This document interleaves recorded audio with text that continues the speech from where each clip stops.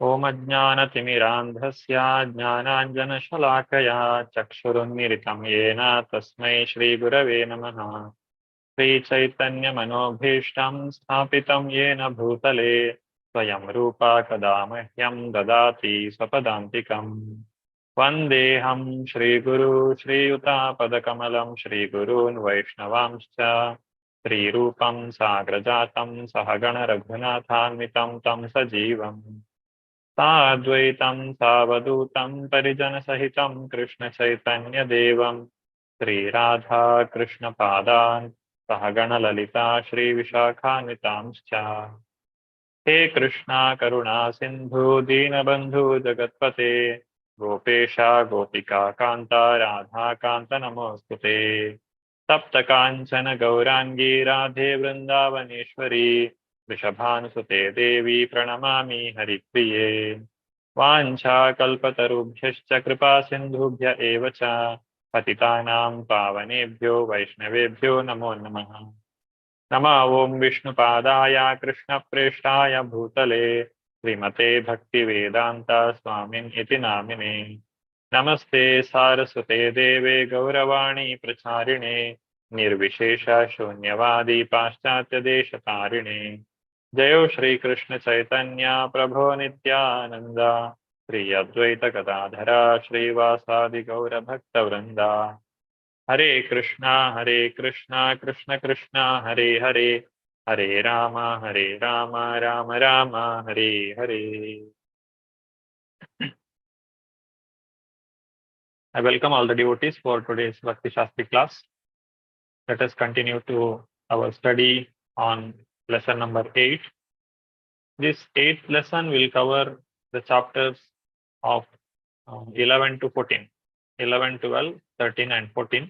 These 4 chapters are covered under this one lesson.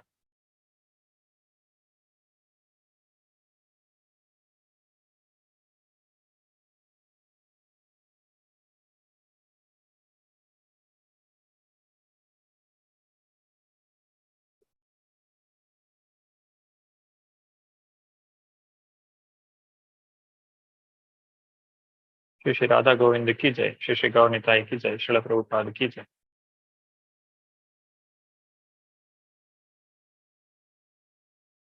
What we discussed in the last class is the glories of deity worship and different types of prayers.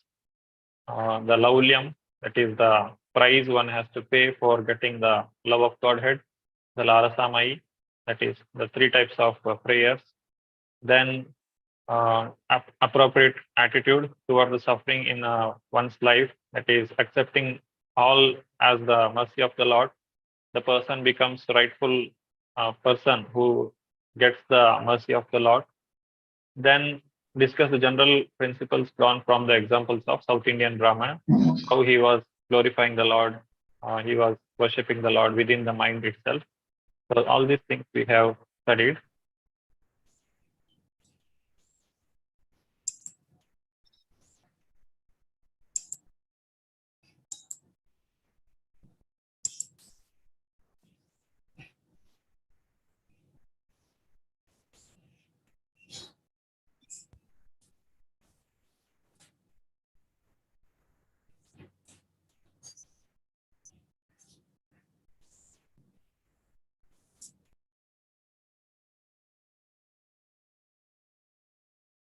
Now in today's lesson, this is lesson number 8, aspects of transcendental service, chapter 11 to 14.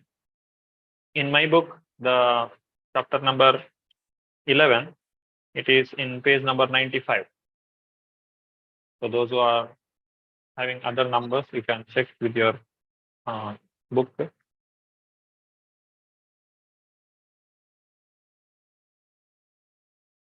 Aspects of transcendental service. Servitorship, this is the 47th item among the 64 items of worship. It begins with the servitorship.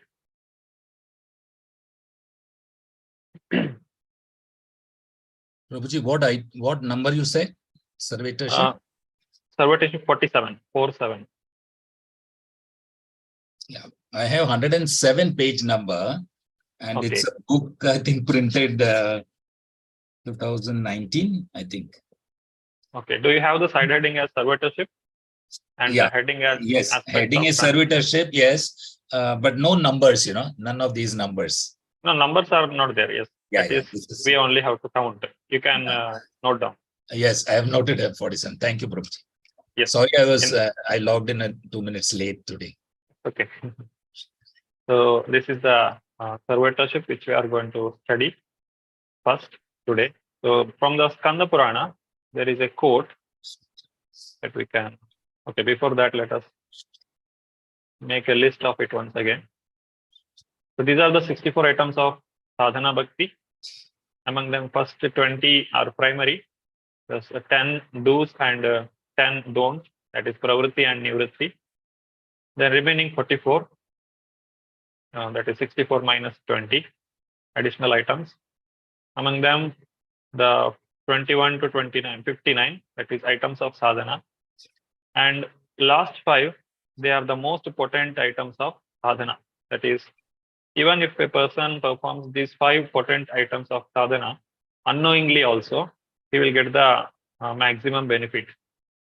So these things will be covered. So this is the list, how it will be. In the chapter 6, we have seen the overview of all the 64 items. And today we have reached number 47.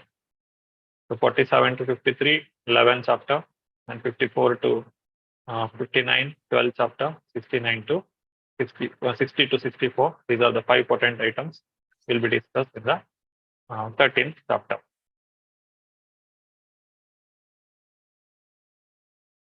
As stated in the beginning, the regulatory principles of devotional service enjoins that all of our senses must be employed in the service of the Lord. Exactly how they can be thus employed is described in the above 64 items. Whatever 64 items that are listed as sadhana bhakti, the intention of making all these things is to engage everyone in the service of the Lord. As Prabhupada says, why we have so many activities in the temple is make everyone to be engaged in the service of the Lord.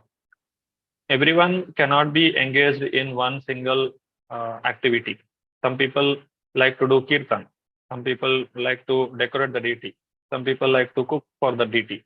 Some people go out for book distribution, or somebody is interested in preaching, or somebody is interested in Shastri study.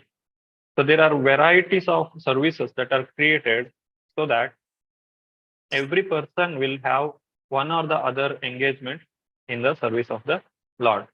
So that's why we have these 64 items of bhakti, the sadhana, because in the beginning, we are not very much accustomed to give up our material activities.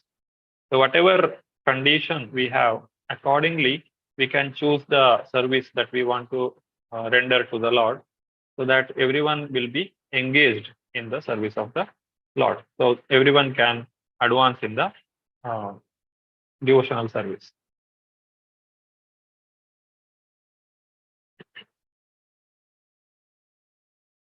Now, in the servitorship, it is also called as dasyam, and in dasyam, we know the Hanuman is the example that we take. He is the dasa of Rama, Sri Rama, is the servitor of Sri Rama. Now, there are examples or quote from the Skanda Purana that you can see.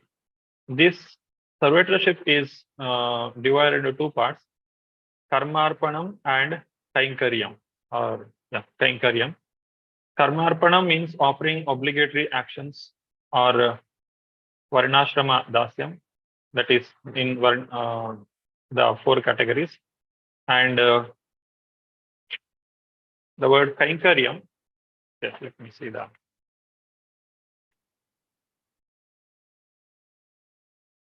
Offering direct devotional activities like hearing and chanting to Krishna, or it could also mean offering the results of prescribed duties in the Varnashrama to Krishna. These all are called as Karma Arpanam. And Kainkarya means identifying oneself as a menial servant of Krishna. So what is the difference between Karmarpanam and Kainkaryam? Karmarpanam is offering the actions that we perform. That is called Karmarpanam. Kainkaryam means doing all the menial service to the Lord. So there is no much difference here. Kainkaryam, we say, he is always serving the Lord. He is doing all kinds of activities for the pleasure of the Lord. Karmarpana means you are offering the results, whatever we are doing the activities. That's why here it is called obligatory actions or Varnashrama Dasyam. The Varnashrama system says Brahmana, Kshatriya, Vaishya, Shudra, Grahastha, Brahmachari, Grahastha, Vanaprastha, Sannyasi. Whatever activities we are doing according to our Varna and Ashrama, if we are offering that result to Krishna, then it is Karmarpanam, or we are doing Dasyam to the Lord. And Kainkarya means it's very menial service that we are performing to the Lord. And in that Karmarpanam, offering the auspicious among prescribed actions and offering only actions of Bhakti. These are the two, again, categories. If it is directly related to Bhakti, example, Japa, etc., all these things, it's the one category, one type. Say number. And offering the auspicious activities that we are performing, then it is another type. So this is quoted in the Padma Purana that we can see in the book.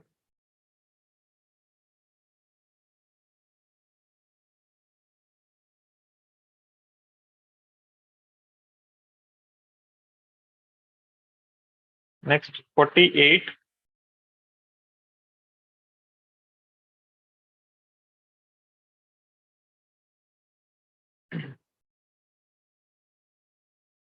Okay, to be more clear about this Karmarpanam, offering only actions such as Japa, well, let us go back.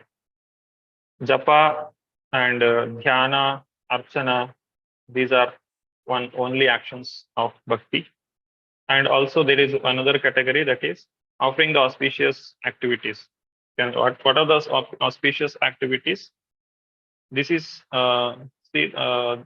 this one, offering auspicious activities. It cannot be called as Shuddha Bhakti or Uttama Bhakti, because it is covered with the, if it is covered with the Jnana or Karma, then it is it cannot be called as Uttama Bhakti. Let me read this sentence. Those who are engaged in karma or prescribed duties according to Varnashrama are not actually pure devotees, but still, because they are offering the results to the Lord, they are acted as devotees.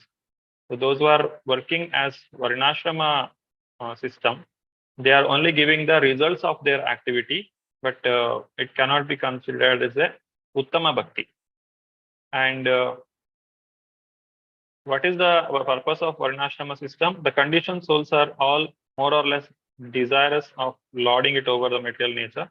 The Varnashrama duties are so designed that the conditioned soul may enjoy in the material world according to one's desire and gradually become elevated to the spiritual understanding.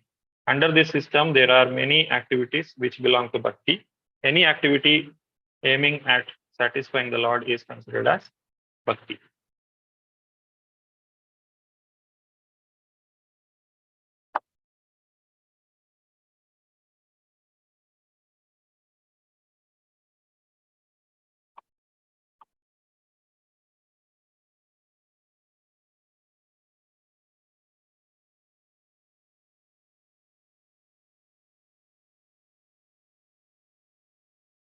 So this is the quote from Skanda Purana. Those who are attached to ritualistic activities, the 4 orders of social life and the 4 orders of spiritual life are considered as devotees. But when devotees are actually engaged in offering service to the Lord directly, these must be Bhagavatas or pure devotees. So there are 2 ways. One can only offer the fruits of one's activity to the Lord. That is one category. But a pure devotee, he is fully engaged in the direct service of the Lord without any material motive. If I am performing any activity, and if that activity I am doing because I want to do it, or it is for my pleasure, or it is easy for me to perform that activity, then it is coming under Varnashrama. But the Varnashrama system is not a part of the pure devotional service. It is just a stepping stone towards the pure devotional service. So when a person comes to the level of pure devotional service, he will be doing the direct service to the Lord. Next, coming to the friendship. So this is the 48th item of Sakhyam. Trust, that is Vishwasa. Here we have the example of Draupadi from Mahabharata, and also Srimad Bhagavatam 11th canto example is given.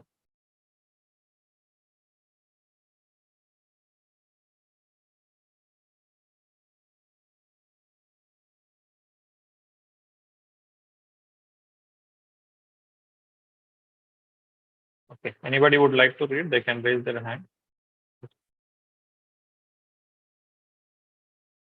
Sarita Mataji. Hare Krishna Prabhuji. Hare. In the Mahabharata, Draupadi says, "My dear Govinda, your promise is that your devotee can never be vanquished. I believe in that statement, and therefore, in all kinds of tribulations, I simply remember your promise, and thus I live." The purport is that, should I continue? Okay. The purport is that Draupadi and her 5 husbands, the Pandavas, were put into severe tribulations by their cousin brother Duryodhana as well as by others. The tribulations were so severe that even Bhishma Deva, who was both a lifelong brahmachari and a great warrior, would sometimes shed tears thinking of them. He was always surprised that although the Pandavas were so righteous and Draupadi was practically the goddess of fortune, and although Krishna was their friend, still they had to undergo such severe tribulations. Though their tribulations were not ordinary, Draupadi was not discouraged. She knew that because Krishna was their friend, ultimately they would be saved. Hare Krishna. Hare Krishna. Thank you. So this is the Vishwasa. We have firm conviction that the Lord will always help. The Lord will always save us. Sureshwar Priya Mataji, you can read the next one. Krishna Prabhuji, Dandavat Pranam. Hare. A similar statement is in the 11th canto of Srimad Bhagavatam, 2nd chapter, verse 53, where Havis, the son of King Rishabha, addresses Maharaja Nimi, "My dear king, a person who never deviates even for a moment from the engagement in service at the lotus feet of Supreme Person, engagement which is sought even by great demigods like Indra, with firm conviction that there is nothing more worshipable or desirable than this, is called the first class devotee." Hare Krishna. Thank you, Mataji. Hare Krishna. So this is the example for a pure devotee of the Lord. Next, coming the 49th item, surrendering everything to the Lord. So here we have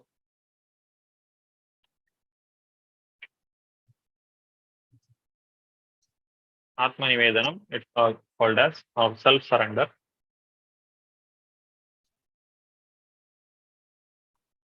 Offering the self, that is Bhagavatam 11th canto. There is a quotation. Offering of soul as the self, offering of body as the self.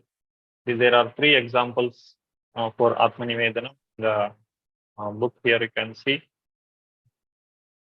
11, 29, 34.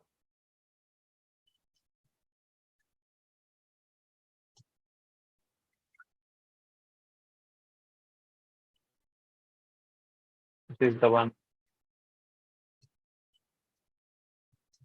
Sarita Kapoor Mataji, you can read. Hare Krishna Prabhuji, Hare Krishna everyone, Dandavat Pranam to all. Surrendering everything to the Lord. Regarding complete self-surrender, there is a nice description in the 11th canto of the Srimad Bhagavatam, 29th chapter, verse 34. verse 34, where the Lord says, a person who has completely surrendered unto me and has completely given up all other activities is protected by me personally, both in his life and in the next. In other words, I wish to help him become more and more advanced in spiritual life. Such a person is to be understood as having already achieved Shastri, having equal opulences with the Supreme. It is also confirmed in the Bhagavad Gita that as soon as a person surrenders unto the lotus feet of Krishna, Krishna takes charge of him and gives him a guarantee of protection from all sinful reactions. He also instructs from within so that the devotee may very quickly make advancement towards the spiritual perfection. Hare Krishna. Thank you.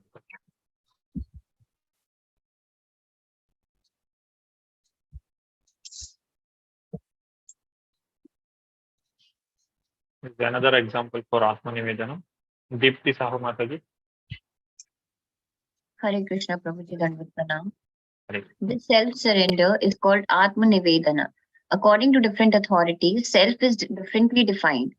Self is sometimes considered to refer to the spirit self or soul, and self is sometimes considered to refer to the mind, or to the body. Full self-surrender therefore means not only surrendering one's self as spirit soul, but also surrendering one's mind and body to the service of the Lord. Srila Bhaktivinoda Thakur has sung a nice song in this connection. While offering himself as a fully surrendered soul, he said, my mind, my household affairs, my body, whatever is in my possession, my dear Lord, I offer to you for your service. Now you can do with them as you like. You are the supreme possessor of everything. So if you like, you can kill me, or if you like, you can give me protection. All authority belongs to you. I have nothing to claim as my own. Thank you, Prabhu. Hare Krishna. Thank you, ma'am. Hare Krishna. Similarly, Yamunacharya is also giving another example here. Muralidhar Prabhu.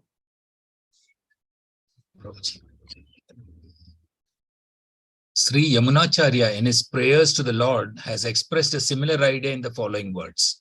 My dear Lord, I may be living within some body as a human being or as a demigod, but whatever mode of life, I do not mind, because these bodies are simply byproducts of the three modes of material nature.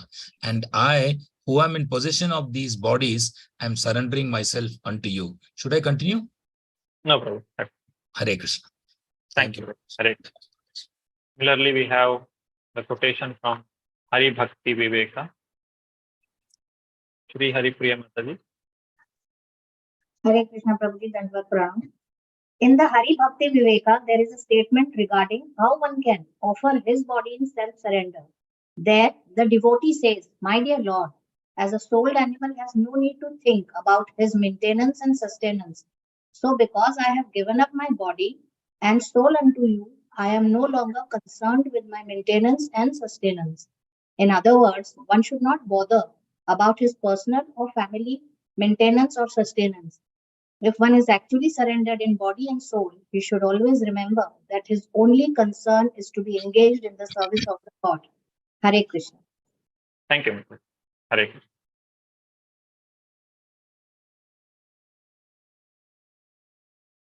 So these are some quotations about self-surrender, Atma Nivedanam. Anybody would like to read this? Shri Priya Mataji.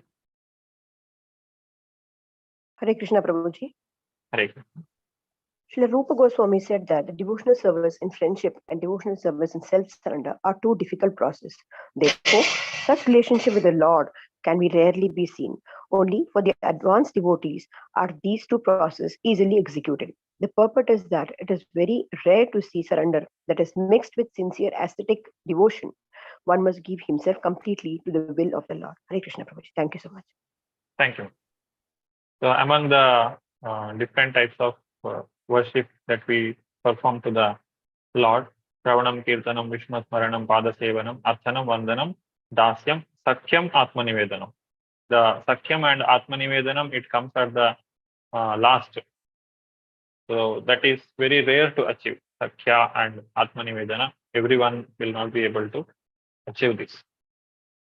Next comes the item number 50, that is offering a favorable article for the Lord. That is called Nija Priya, the 50th one. There is a quotation from Srimad Bhagavatam where Krishna is speaking to Uddhava in this regard.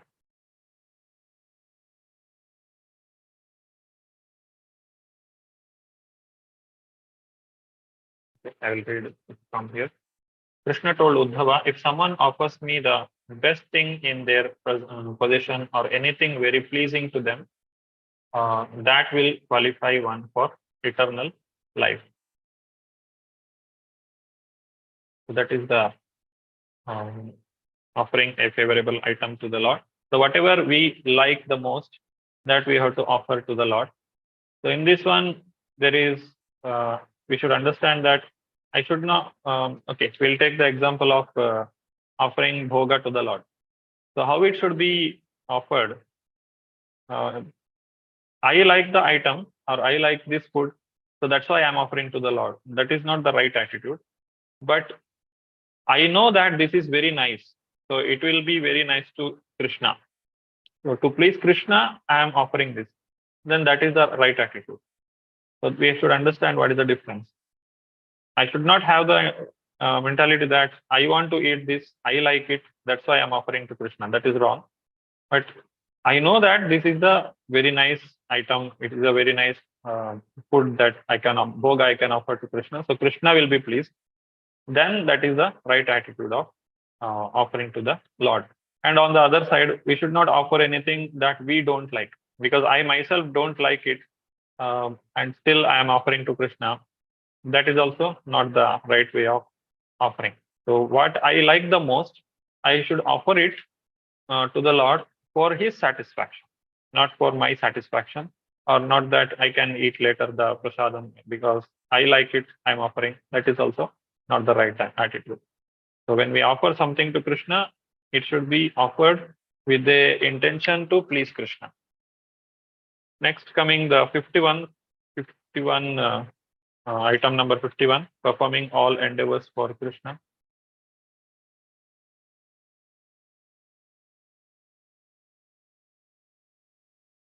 It is clear.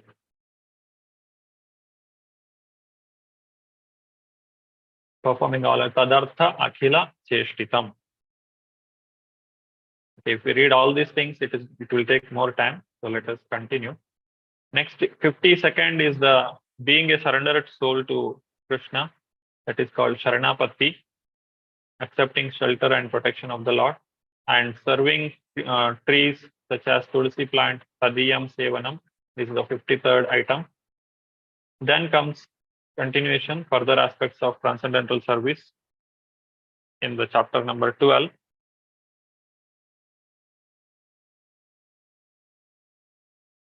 Hearing the revealed scriptures, that is study of Shastra, residing in Mathura, and rendering service to the devotees, Vaishnavanam Sevam, and serving the Lord according to one's position, Yatha Vaibhavam Mahotsavo. We should observe the festivals for the Lord.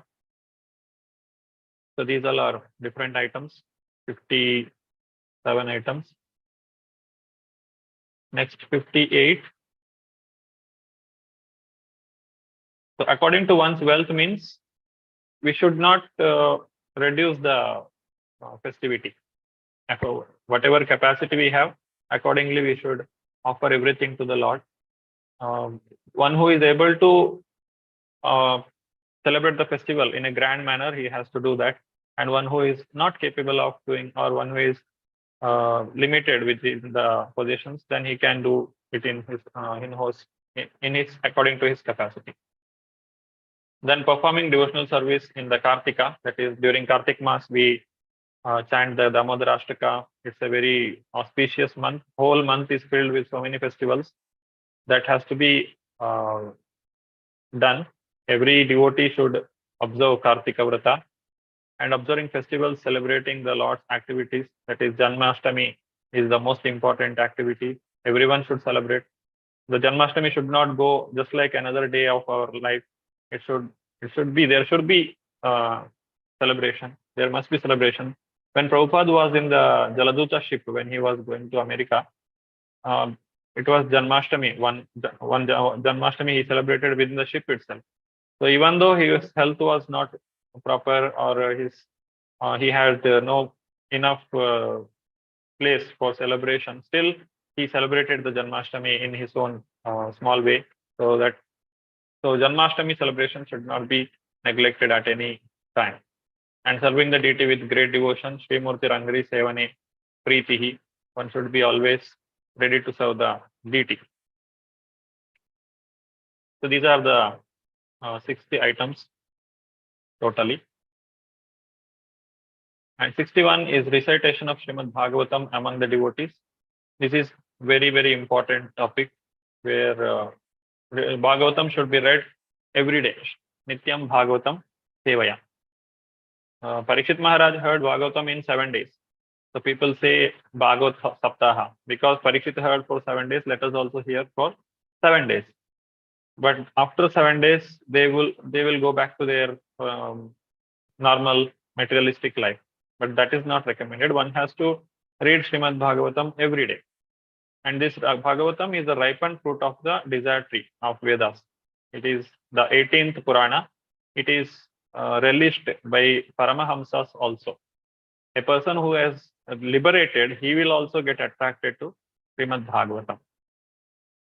There is an example. Nigama kalpa taror galitam phalam sukamakad amritadrava samyutam pibata bhagavatam rasamalayam moharaho rasita bhuvi bhavakaha.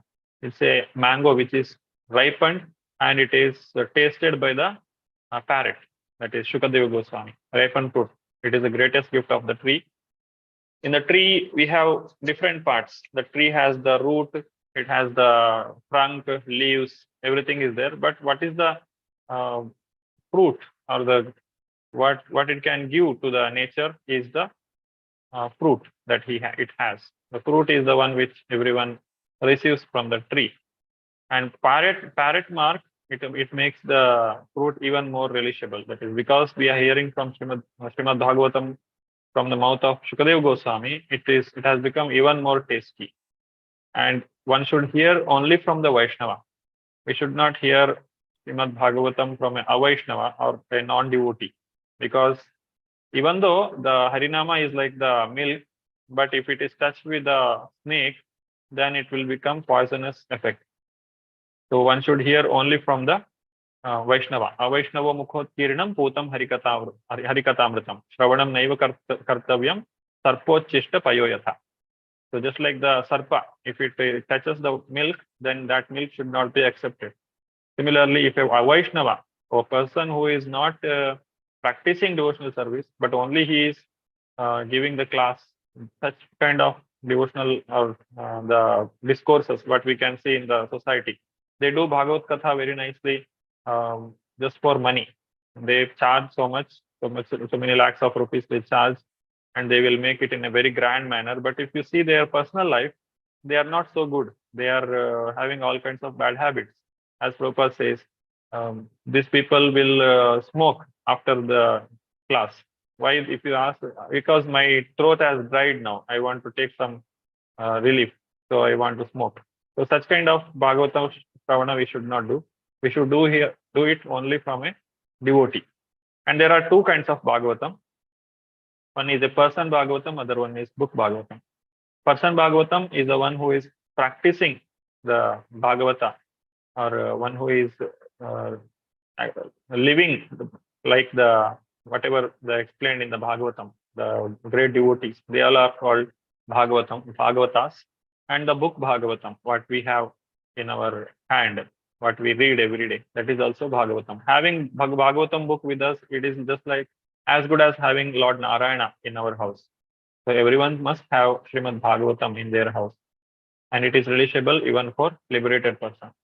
As we know, Shukadeva Goswami, when he was in the womb of his mother, he was liberated. The Maya could not touch him. That is the benediction Krishna gave him. But still, Srimad Bhagavatam, he got attracted to it. He left home and he came back again, and he heard Srimad Bhagavatam from Vyasadeva. So that is the attractiveness of Srimad Bhagavatam. It can attract everyone. Then advanced devotees, we should associate with them.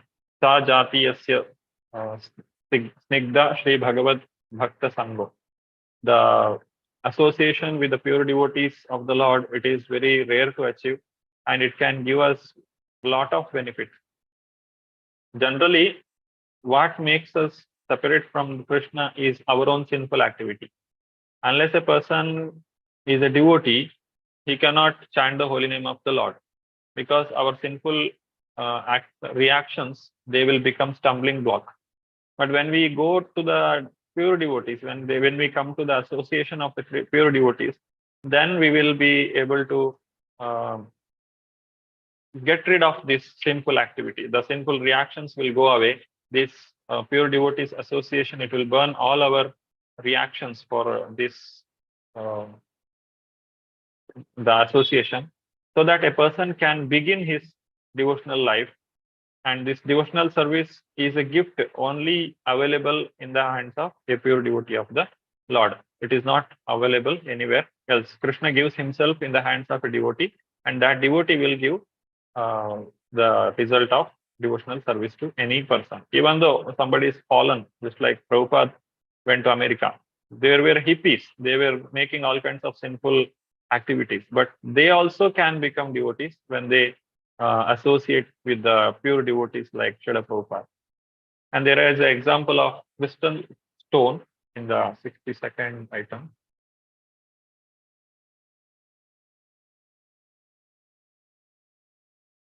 It is 12th chapter.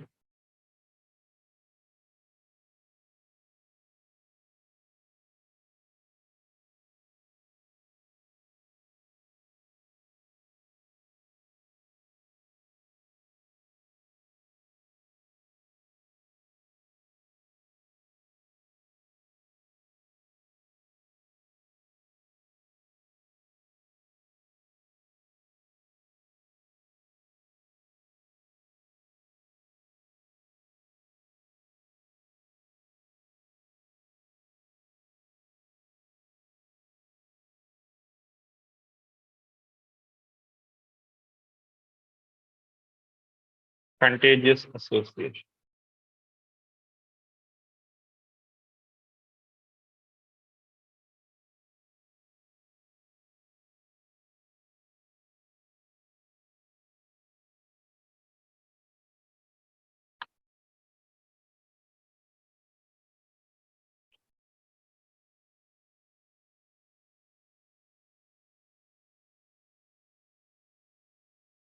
Okay, let me read from here itself. One attains the qualities of the person with whom one associates, just as a crystal takes up the color of the object next to it. It's there in the Hari Bhakti Sudhodaya. You can locate it. I'm finding little difficult to locate the sentences here. And there is also an example of conception, that is, if a man is potent and if a woman is not diseased, then by their conjugation, there will be conception. Similarly, if both the recipient and the deliverer of spiritual knowledge are sincere and bona fide, there will be good results. So these are the two examples given in the association of great devotees, pure devotees of the Lord. So there, it is said sometimes that the potency is there, but we are not ready to accept it. It's like when we go to the Holy Dham, the places where the Lord has done his pastimes. It's very much potent to give us devotional service. But even after going there, we may not get the complete benefit of being there, or we may not get the complete benefit of associating with the devotees, because we are not yet qualified. Our sinful desires, it is not allowing us to take the complete benefit of the association of devotees or the different angas of bhakti. So it should be from both sides. We should receive the mercy of the pure devotees, and also we should get the mercy from the right person or from a pure devotee. As Prabhupada has given or spread this bhakti to many people, but everyone never came to Krishna consciousness. There are people who ran away, and there are people who fell down, but still most of the people has taken, those who are serious, those who are ready to accept this devotional service, they have accepted it and they have got benefited by the devotional activities. Then comes the 63rd item, chanting the holy name of the Lord. Etan nirvidyamananam ichchatam akato bhayam yoginam rupa nirnitam harir namanu kirtanam. This is the shloka from Srimad Bhagavatam. Netroti Mataji, can you read the translation? Yes, Hare Krishna. O King, constant chanting of holy name of the Lord after the ways of great authorities is the doubtless and fearless way of success for all, including those who are free from all material desires, those who are desirous of all material enjoyment, and all those who are self-satisfied by dint of transcendental knowledge. Hare Krishna. Thank you. Hare Krishna.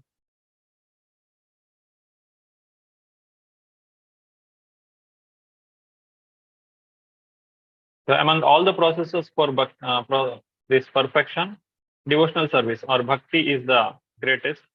And among all the angas of the bhakti, hearing, chanting, and remembering the Lord are the greatest. And among them also, chanting is the supreme one. That is, Krishna says, Yajnanam Japa Yajñosmi. And among the chanting of name, pastimes, quality, in that the Nama Sankirtana is the most effective way or most effective path or activity that one can perform. That's why Srila Prabhupada says we should chant 16 rounds of Hare Krishna mantra daily, attentively. Then it will give us a lot of benefit in advancing spiritual life. And Nama Sankirtana, it is the sadhana and sadhya. What is that sadhana? Sadhana means the one which helps us to reach the goal. That means it's the path. The Nama Sankirtana is the path or it is the process. And also it is the sadhya. Sadhya means what goal we achieve. What do we achieve by chanting daily? We achieve more purer chanting.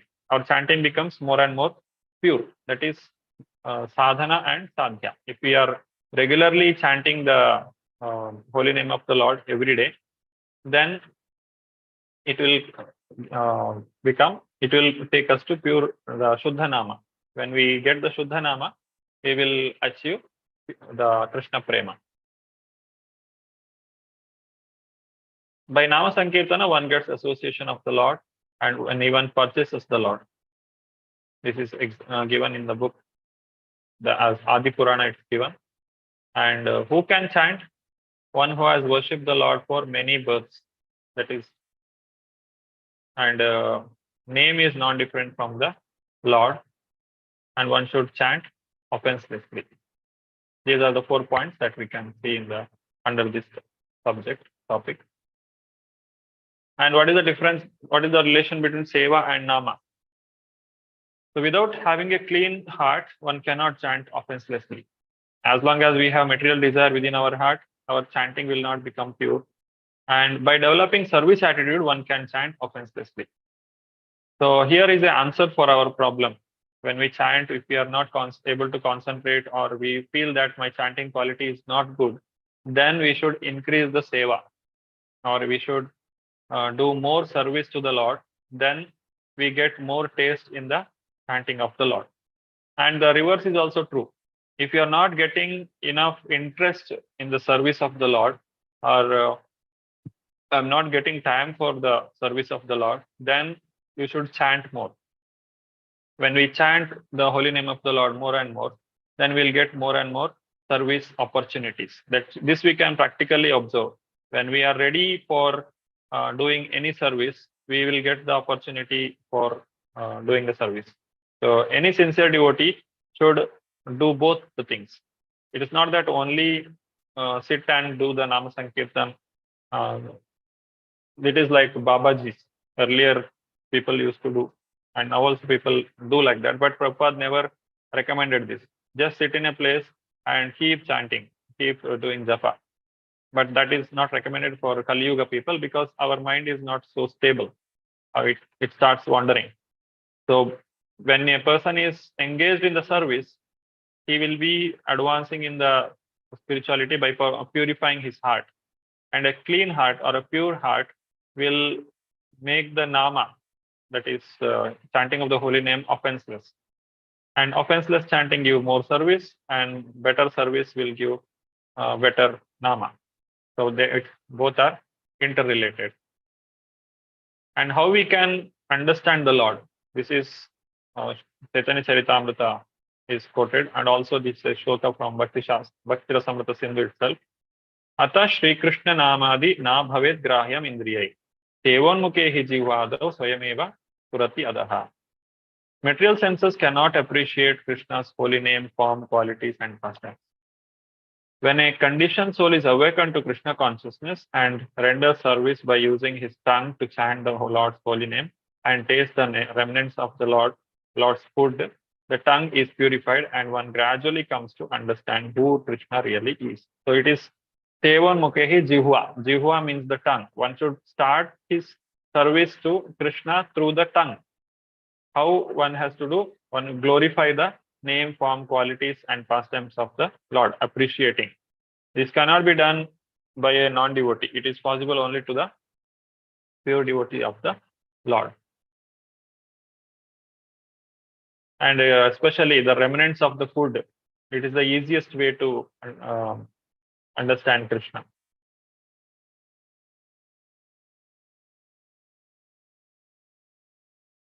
The 64th item is living in Mathura, that is the Mathura Mandale Sthitihi.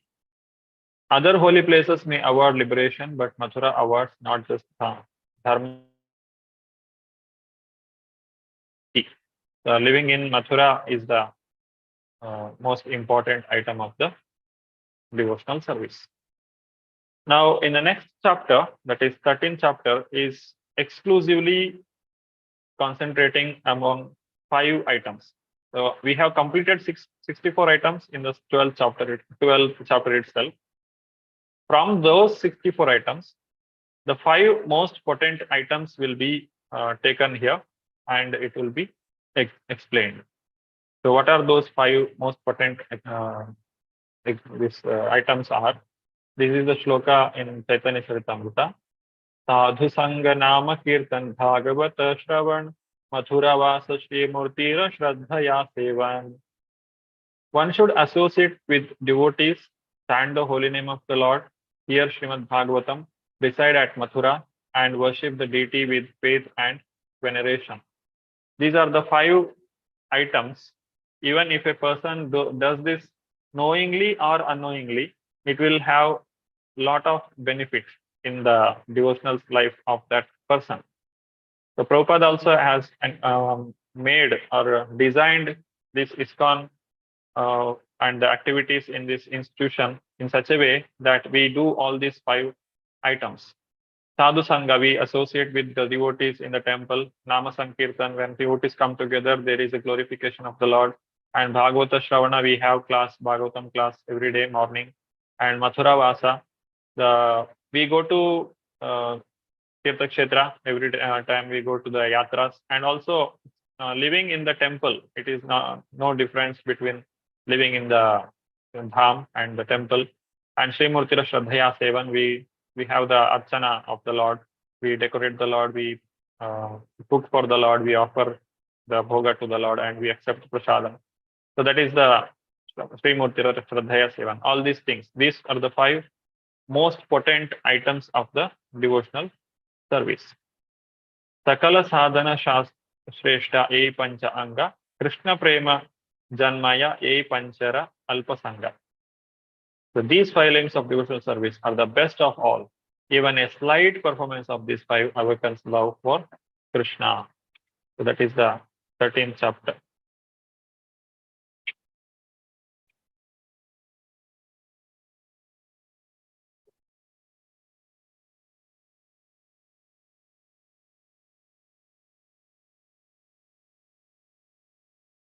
Now, coming to what is not devotional service, that is explained. Karma, Jnana, Vairagya, or developing the Jnana and Vairagya. and also the Varnashrama system. These all are not directly limbs of bhakti. The last paragraphs of chapter 13 and 14 are show that karma, jnana, vairagya, dependence on wealth and followers, discrimination and other material qualities, basic rules of conduct, etc. are not angas of bhakti. The only need take shelter of one or more of the principles anga of bhakti to attain perfection. So we have seen these are the 5 potent items. That is, if we have these 5 items, we will advance in Krishna consciousness. But if we are only developing jnana, or if we are only developing the varnashrama system we are following, or karma, or vairagya, you are only developing vairagya, it will not make us devotees.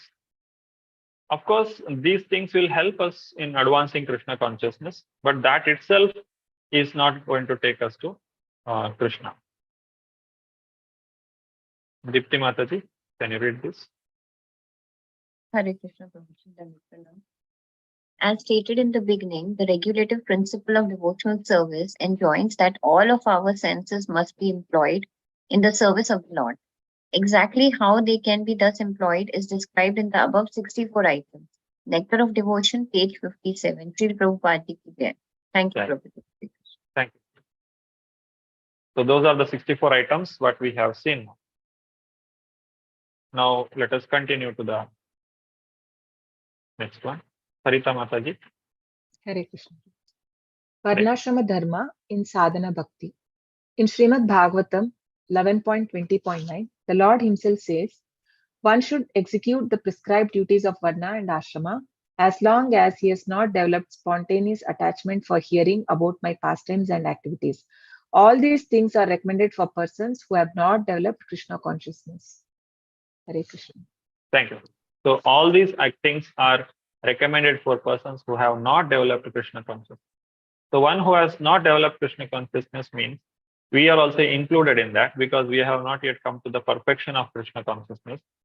But a person who has completely become Krishna conscious or a pure devotee of the Lord, he has no duties to be performed in this material world. As Krishna also says, there is no duty for a pure devotee or a person who is not attached to the results of his activity. He has no duty, or this Varnashrama system cannot bind him. The Varnashrama system can identify a person's tendency or his activity. Accordingly, it will facilitate him to advance instead of degrading himself. Because unless there is Varnashrama in the society is called as animalistic society or civilization. Only when there is Varna and Ashrama, we say that there is some civilization in that country or in that state.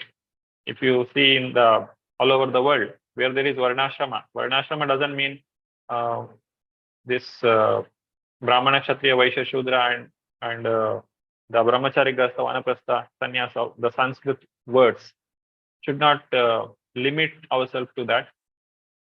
In actual meaning, what we see, the Brahmachari ashram, the student life, Grahastha ashram, the married life and retired life, then renunciants. These people are there everywhere, not only in India, they are present in all over the world. Thus, every child will go to the school and he will learn what is needed for the next remaining part of his life. He has to get the job and he has to maintain his family. All these foundation things will be done in the earlier period of life. That is brahmacharya, or it is not actually brahmacharya, because the goal is different now. Because entire varnashrama, it is designed in such a way that the Lord is pleased. But if we remove the Lord there, then it is like a dead elephant. A dead elephant is useful. It has some utility because of its body. The Varnashrama body is there. It is giving some peace of mind to the society, or people are behaving well in the society. But the real goal is removed. But unless that system also, if it is not there, then everything will be animalistic. There is no student life, or there is no marriage, or there is no retired life or renunciation, or if it, the Brahmana, Kshatriya, Vaishya, Shudra, the administration class is not there in a country. Just imagine how it will be. Or there is no military in a country. Anybody can go and attack that country. Or if there is no Vaishyas, there are no good economic development not yet happening, or Shudras, there are no labors are available, or there is no skilled labors available in the country. We have neighboring countries, examples. All these things are happening. People just can't live there. They don't know when they are going to die. If they leave their house, there is no guarantee they'll come back, because there are no Kshatriyas for protection. There is no administration for giving protection. All these things. So Varnashrama is needed. But if the goal of Varnashrama is not Krishna or Sansiddhir Haritoshanam, then everything will be useless. It will bind us to this world only. We can maintain ourselves. That is achieved. We can live here, maybe little bit peacefully. It is not as dangerous as not having the civilization. But Varnashrama, if it is not leading to bhakti, then it is of no use. And Varnashrama itself is not a limb of bhakti. Why? Because even if a person is not a part of the Varnashrama, still he can directly take to the bhakti. There is no rule that he has to come under any of the Varna and Ashrama. So in this way we can understand that Varnashrama is not a limb of the bhakti, as that we have 5 potent limbs, but what we have seen. Among those 5 limbs, this Varnashrama is not included. Why we are explaining this is we should not get confused. In the beginning, we have seen what is bhakti, and now we are seeing what is not bhakti, or what is not a, that itself is not a bhakti. It can only become a stepping stone. This also we have seen in the Bhagavad Gita. Shri Haripriya Mataji. Hare Krishna Prabhuji, Dandavat Pranam. Varnashrama Dharma in Sadhana Bhakti. In fact, all such activities are recommended in the revealed scriptures only to bring one to the point of Krishna consciousness. But one who has already developed spontaneous attachment for Krishna does not require to execute the duties which are prescribed in the scriptures. Nectar of Devotion, page 112. Srila Prabhupada ki jai. Hare Krishna. Thank you. So as Krishna says in Bhagavad Gita, Name partasti kartavyam trishu lokeshu kinchana. Krishna says, Arjuna, I don't have any duty, because the person who has devotion to Krishna also has no duty. Then how Krishna has any duty? Krishna don't have to do any activity, but still Krishna performs the activities according to the rules of this world. Why? It is just to give the example. Yad yad acharati shreshta tatyate vetyarjanam. So pure devotees, they will also act according to the Shastra. They will also do all the rules. They will follow the rules and regulations, but it is not out of duty. It is out of choice, or it is just to give a example for the general public. They will do the activity. Similarly, Krishna is telling Arjuna, you should give the example of a good warrior, how one should protect the religious activities, or dharma. Dharma has to be performed. So you have to do. So we should not take this statement as a freedom for giving up all the activities. And of course, we are not yet come to the platform of pure devotional service. We are still in the sadhaka level. We are not in the prema bhakti. The prema bhakti level, those who are completely liberated, those people are not bound with the Varnashrama dharma. Anybody would like to read?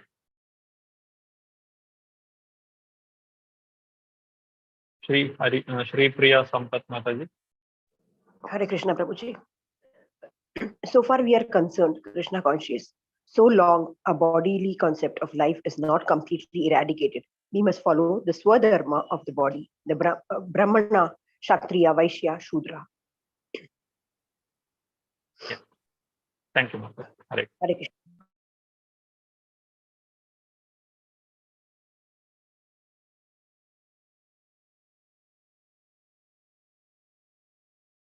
Dipti Mataji. Hare Krishna Prabhu. But when actually advanced, this is Mahabhagavata. We should not imitate that. But our process is the more we advance in Krishna consciousness. We become transcendental to this bodily concept of life. Brahmana, Kshatriya, Vaishya, Shudra. Bhagavad Gita 2.31, London, September 1, 1973. Shri Prabhupada Ji ki jai. Thank you. Thank you. Next comes Jnana and Vairagya. What is the part of Jnana and Vairagya? And is it Jnana and Vairagya part of Bhakti? So, Sarita Kapoor Mataji. Hare Krishna. Gyan, Vairagya and Bhakti. Some scholars recommend that knowledge and renunciation are important factors for elevating oneself to devotional service. But actually, that is not a fact. Actually, the cultivation of knowledge or renunciation, which are favorable for achieving a full footing in Krishna consciousness, may be accepted in the beginning, but ultimately they may also come to be rejected. Nectar of Devotion, page 113. Hare Krishna. Thank you. So this Bhakti and this Jnana and Vairagya, it's a byproduct of Bhakti. When a person is performing devotional service to the Lord, he will develop knowledge, whatever knowledge is needed, and also the Vairagya. He will automatically develop the renunciation towards the material world. Otherwise, without Bhakti, if a person is developing Jnana, then it will give him false ego. And if he if it is artificially performing Vairagya, then his senses can overpower, or the senses can defeat him at any time. The senses are like the venomous snake. It's always waiting for biting. But when a person is coming to Krishna consciousness, his senses will become like the snake without teeth. It's poisonous teeth is removed, so there is no danger. But Bhakti will lead to, or Bhakti will bring the Jnana and Vairagya. But Jnana and Vairagya need not be practiced for achieving Bhakti. Or with the, you cannot, it is said that if you want to practice Bhakti, first you develop Jnana, and first you develop Vairagya, you give up the attachment to this world, or you first read all the Shastras, and then you perform Bhakti. No, that is not told. You directly go to Bhakti. How it is? Somebody is doing Sankirtan, just join it. Somebody is distributing Prasadam, accept it. Somebody is glorifying the Lord, listen to it. So this is all Bhakti, direct Bhakti. And when we associate with the devotees, when we hear the pastimes of the Lord, the knowledge will automatically grows within us. And when we get the higher taste, param drushtva nivartate, the Vairagya also comes. The lower taste will go automatically. If it artificially, if we try to stop the activities of the senses, then senses will be waiting for opportunity to bite us, or it will, as soon as there is opportunity, the senses will come out once again and it will create trouble. But when we are completely in the Bhakti, devotional of Lord, it is very easy to make the perfection. Sarita Kapoor Mataji. Hare Krishna, Babuji. Hare Krishna, everyone. Jnana, Vairagya and Bhakti. Mental speculation and the artificial austerities of yoga practice may be favorable for becoming liberated from material contamination, but they will also make one's heart harder and harder. They will not help at all in the progress of devotional service. Nectar of Devotion, page 113. Thank you. Making the heart hard. So when we give up something, it requires a lot of strength, or we have to become very hard. If we are just like we like something, and even though we like it, I have to give it up. Then I have to put a lot of effort to give up all those things what I like. That makes our heart hard. So we cannot understand Krishna with a hard heart. To understand Krishna, we need a soft heart. So what is the better way? It is bring Krishna, then all these things, all these difficulties will go away. All this attachment and all, it will go away from our heart. and we will become freed from these activities, or the contaminations will go away.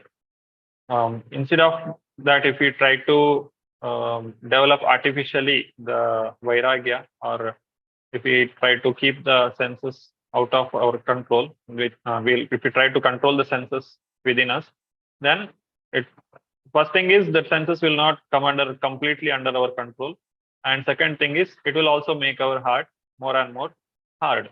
Just like if you are controlling a small child, one thing is you can make the child sit quiet in a place by scolding or by beating, or snatching all the playthings from the child and making the child afraid of me.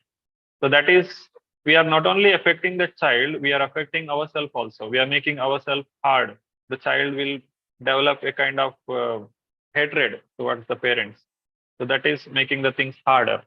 But what is a better way? Give the better engagement to the child. Instead of this, you take this, you do this, so that the child also gets good engagement, and it will also understand what is good, what is bad. So it will develop that knowledge, and also detachment from the bad associations. Further continuation, what is vairagya? What is real vairagya and what is falgu vairagya? There are two types of vairagya. Karunamay Prabhu. Hare Krishna, Swami. Yukta Vairagya, Srila Rupa Goswami then recommends that one should not be attached to material sense enjoyment, but should accept everything enjoyable which is in relationship to Krishna. Yeah, thank you, bro. So vairagya actually means if you are using anything in the service of the Lord, that is real vairagya. Vairagya doesn't mean give up everything. That is called falgu vairagya. And that falgu vairagya, there are again two categories. One is only external show, just like the market vairagya. Market vairagya means Markata means the monkey. Monkey also looks very great sage, because if you see sages, they live in the forest, and they have hardly anything to possess. They are very just like some people go to forest and they will have one set of cloth, and they will live under the tree. So these are our external symptoms of vairagya. And that is visible in the monkey also. The monkey also doesn't have anything to possess. But still, is it having any vairagya? It is renounced? No, it has all kinds of enjoyment in that place. And its mind is always disturbed. So if somebody is only showing the external appearance of a vairagi, then it is called Markata vairagya. And another type of vairagya is falgu vairagya. Falgu vairagya means giving up everything, thinking that it is material. Prapanchikataya buddhya hari sambandhi vastunah mumukshubhihi parityago vairagyam falgu katyate. Just like we are using this computer, we are using internet, or we are using vehicles for traveling. These all are products of the modern civilization. Now, if I think that these all are ugra karma, I don't use it. These all are dangerous. So I will not make use of this. I'll completely renounce this. Then we are not really making the best use of the facility, what is available. Naturally, whatever I have got, I'm not making use of it. Then that is also not proper vairagya. Then what is actual vairagya? Don't use anything for your sense gratification, but use it in the service of the Lord. As Prabhupada has used everything, whatever comes in his hand, whatever he came in touch with, he has used it, everything in the service of the Lord. He has created so many services to the devotees. He has made the traveling bus party for making Sankirtan, and he has used the printing press for printing the books and distributed, and he has used the dictaphone for dictating the class, the lectures, and making the publications. So everything he has used in the service of the Lord. He has built so many temples for the benefit of the devotees. This is Yukta Vairagya. So Vairagya, we should understand it the right spirit. So in this way, everything, whatever leads us to devotion, that is good. That should be accepted. Either it will be Jnana or Varnashrama or Vairagya. anything. If it is connected to Krishna, then it is okay. Otherwise, it should not be accepted or it should not be practiced. So in this way, we can say the jnana or vairagya or varnashrama itself is not an anga of bhakti. It's not a part of the limb of the bhakti. Shri Haripriya Mataji. Hare Krishna Prabhuji, Dandavat Pranam. Yukta Vairagya. One should not give up anything which can be utilized in the service of the Lord. That is the secret of devotional service. Anything that can be utilized in advancing Krishna consciousness and devotional service should be accepted. Nectar of Devotion, page 130. Thank you, Mataji. Hare Krishna.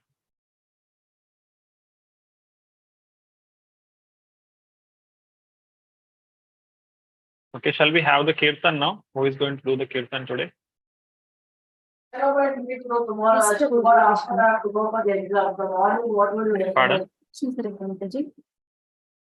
Netravati Mataji, you are doing? Sarita Mataji. Okay, okay. Sarita. Prabhuji, many have not yet marked their attendance, at least 4 of them. Every week now, at least 2 or 3 people are not marking their attendance. Though they are present, I note down their names, but they are not following up with attendance on screen. Okay, we'll give them chance at the end, Prabhu. Okay. Yeah, Mataji, you can start. Yeah.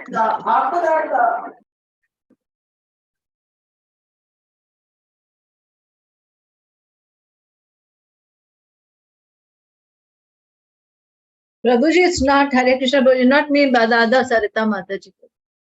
Huh? Yeah, correct. Yes, Mataji. Yeah. Sarita Mataji. Okay, shall we? Actually, mine was in the morning and now it was Deepti Mataji. If she's ready, she can also sing Prabhu. I don't know. Okay, you decide. Maybe she's ready for. Dipti Mataji.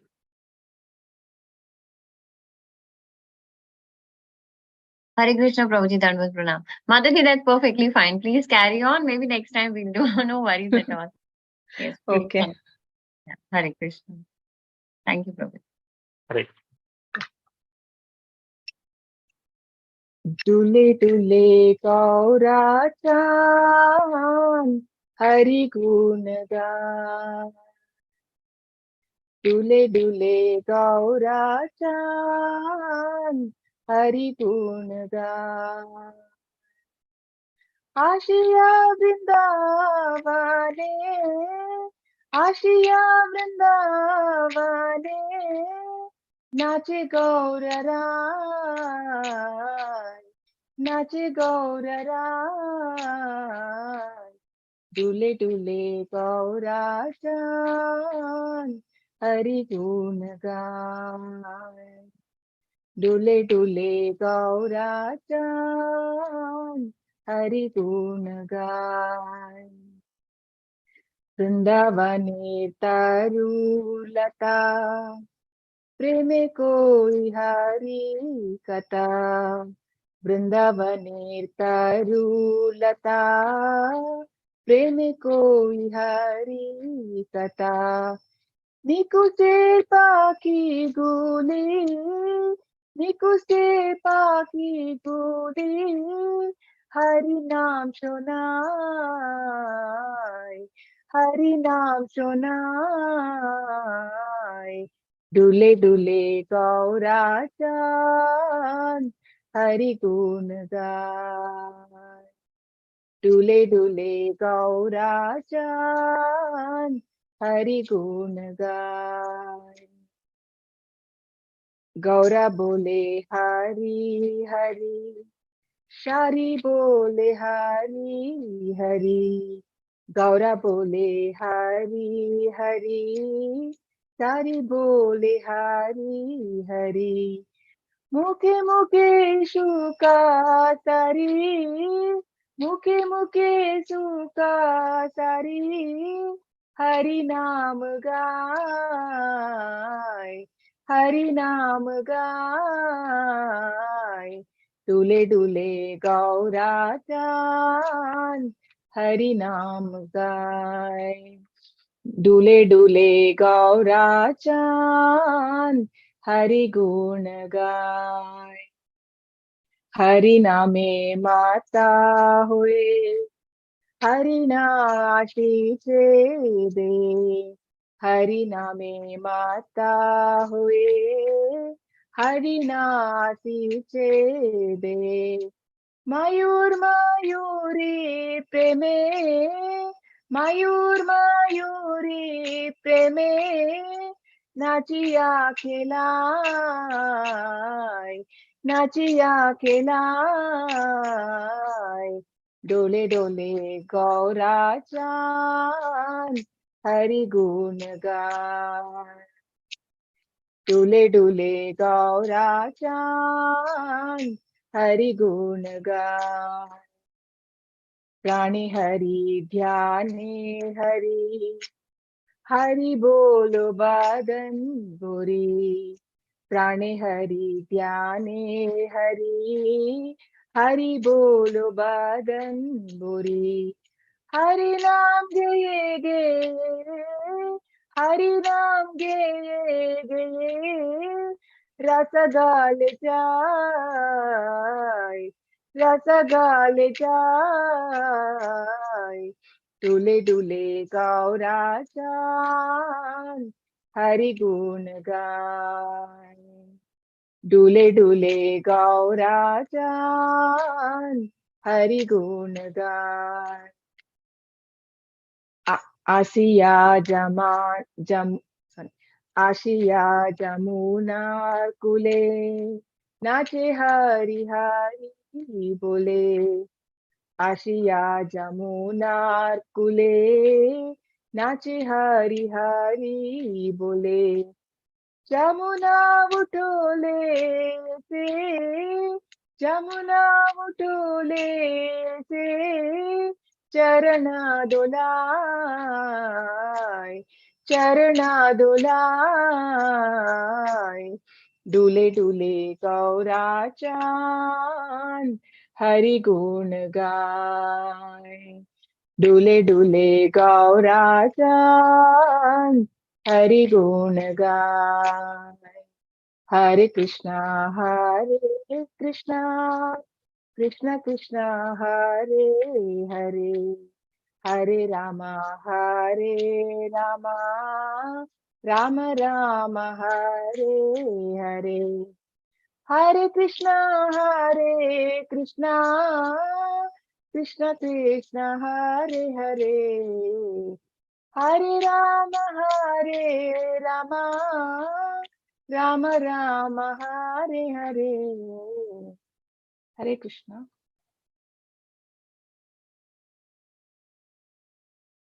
Translation. The moonlight Lord Gaurachanda arrives in Vrindavana while dancing, swaying to and fro, and singing the glories of Lord Hari. The creepers adorning the trees of Vrindavana are overwhelmed with aesthetic love, and they are speaking about the glories of Lord Hari. Flock of birds who live in the groves are singing the name of Lord Hari. Lord Gauranga says, Hari Hari. A female parrot responds, Hari Hari, and female parrots start singing a loud chorus of name of Hari. Becoming intoxicated by the holy name, the deer come forward from out of the forest. The peacocks and peahens are dancing and frolicking in ecstatic love. Lord Hari is in his heart. Lord Hari is in his meditation, and he always chants the name of Hari with his voice. Gaurachanda is intoxicated by ecstatic mellows and rolls round on the ground while singing Harinam. Arriving on the banks of Yamuna river, he dances wildly while chanting Hari Hari. Mother Yamuna becomes so ecstatic that she arises and comes forward to wash Lord Gauranga's feet. Hari Bol. Hare Krishna. Thank you, Prabhuji. Hare Krishna. Thank you, Mansaji. Hare Krishna. Hare Krishna.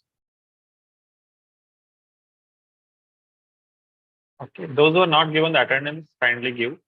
Prabhu has already shared the link. I'll give 2 minutes time.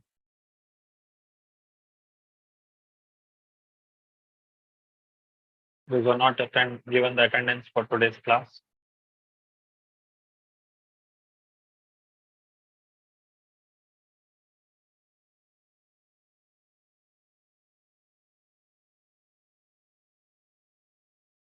Okay. So let us continue our discussion on this Yukta Vairagya.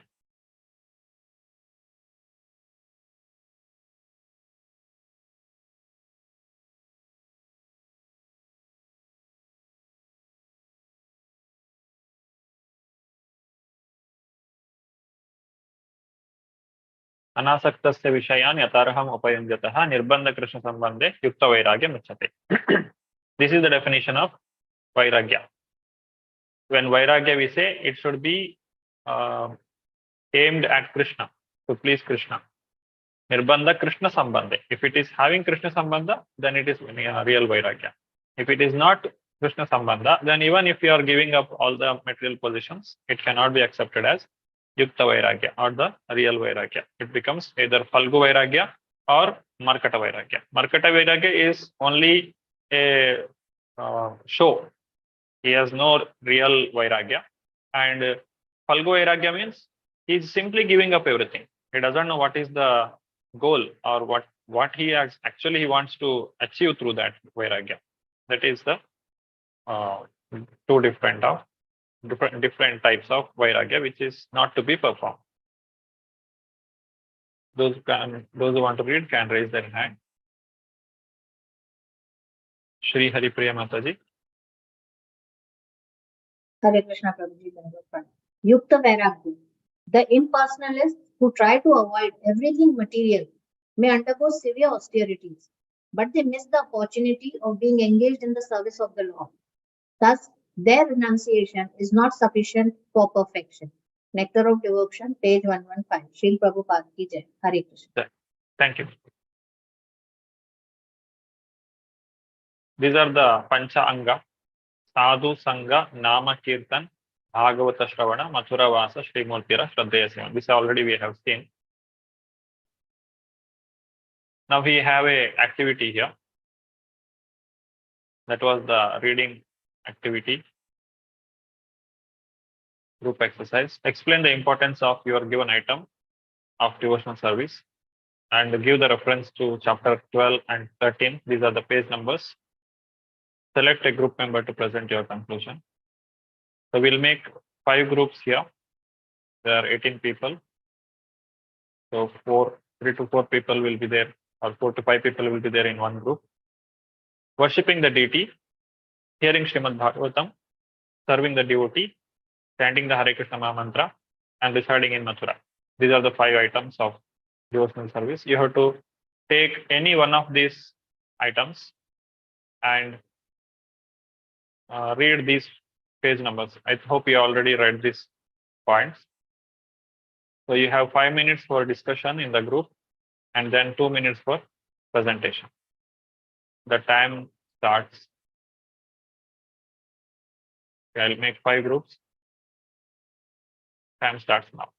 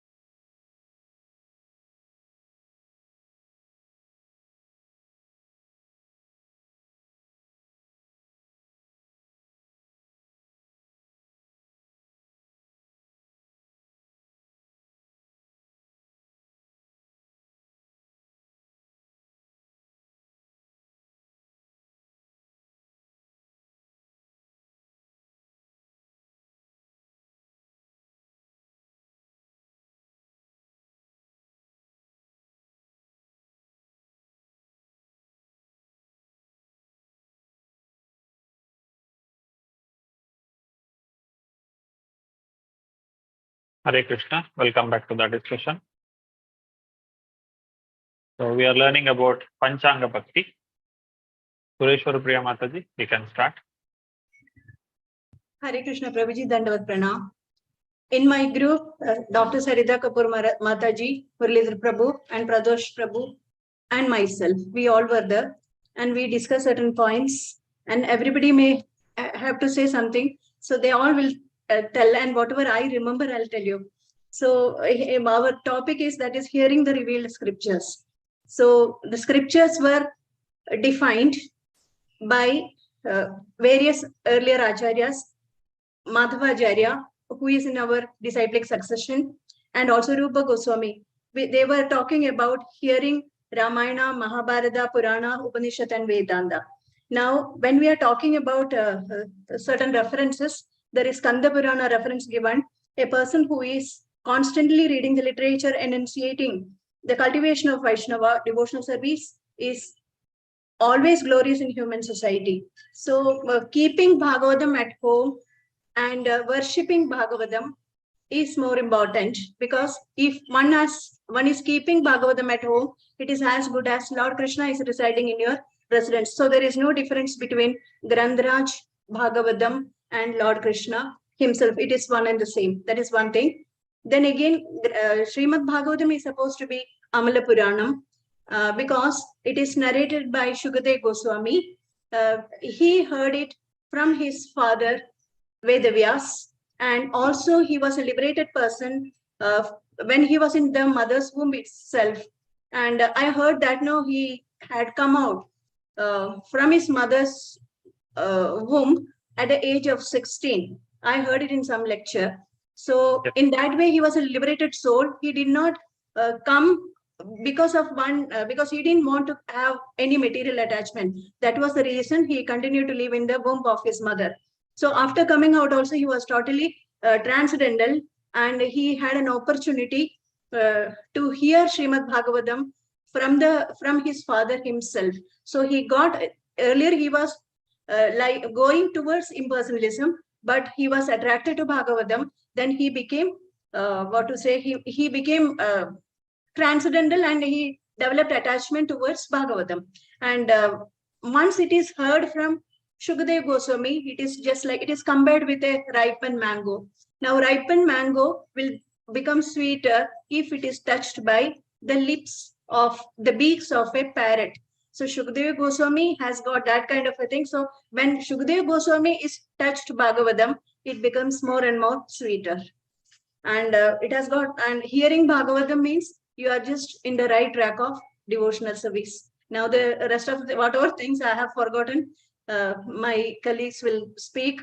Dr. Sarita Kapoor Mataji and Muralidhar Prabhu and Pradosh Prabhu. Hare Krishna Prabhuji.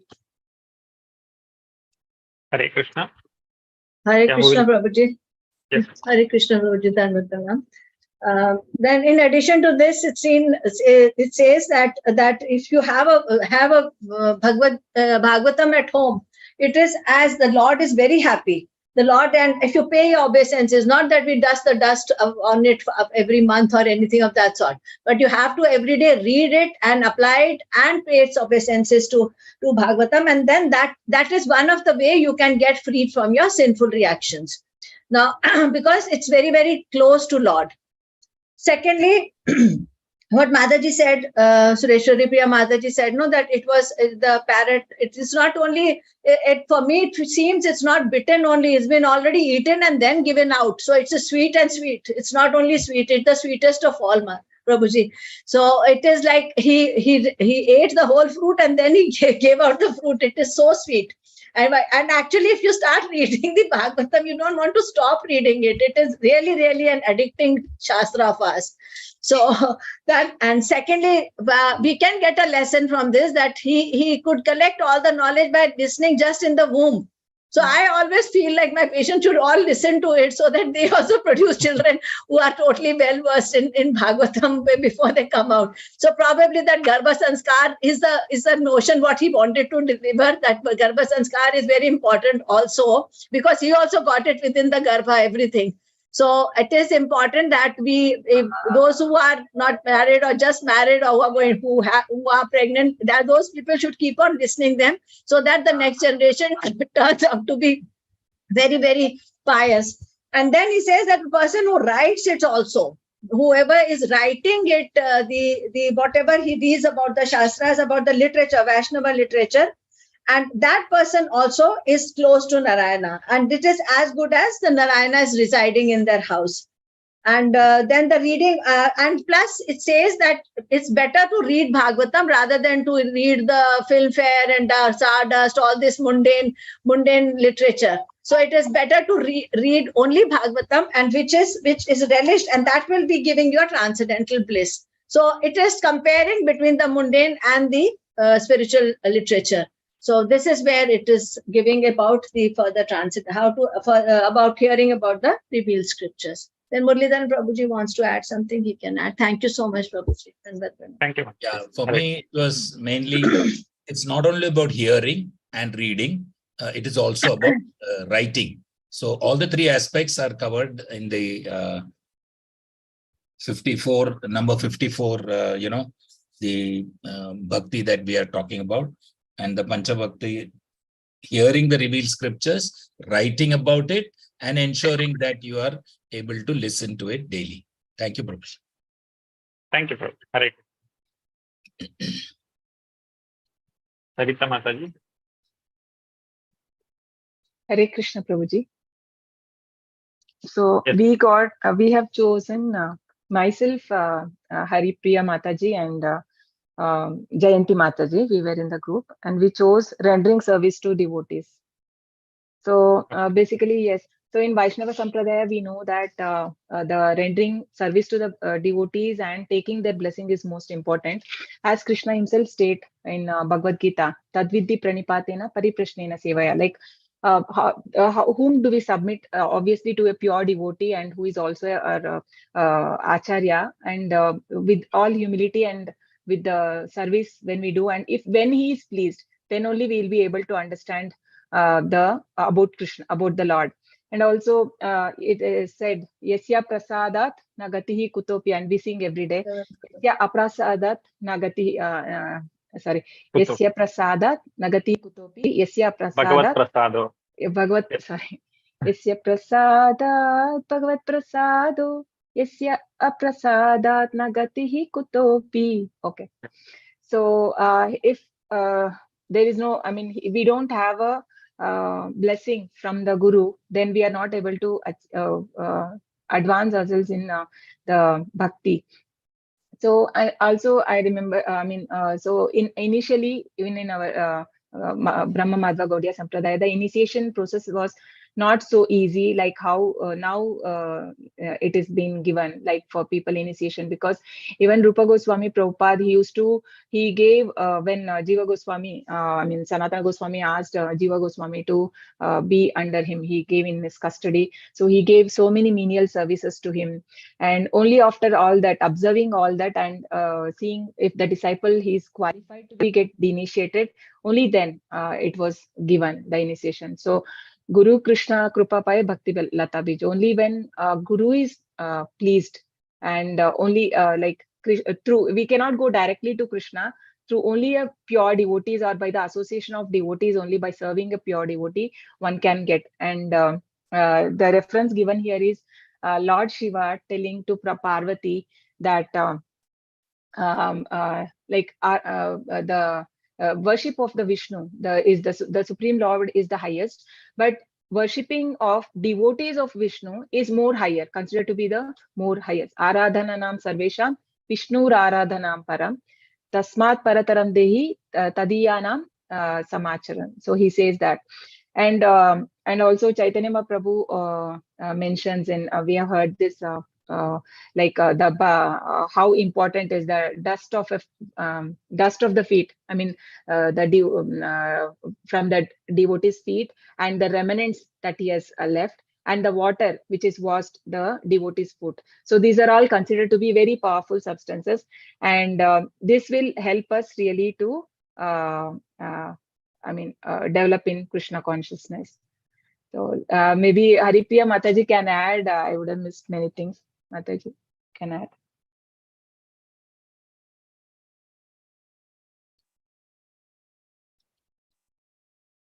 Haripriya Mataji, can you raise your hand? Sri Haripriya. You already raised. Sri Haripriya. Hare Krishna Prabhuji, Dandavat Pranam. And from examples that we see, you remember that one pastime which Lord did, that his head was, he was having an headache and he was asking for the dust from the feet of a devotee, pure devotee, and everybody said no. And then the gopis were ready to give it to relieve him and ready to go. So the beauty of this is that even God has in a direct or indirect fashion is more committed towards the devotees who are pure.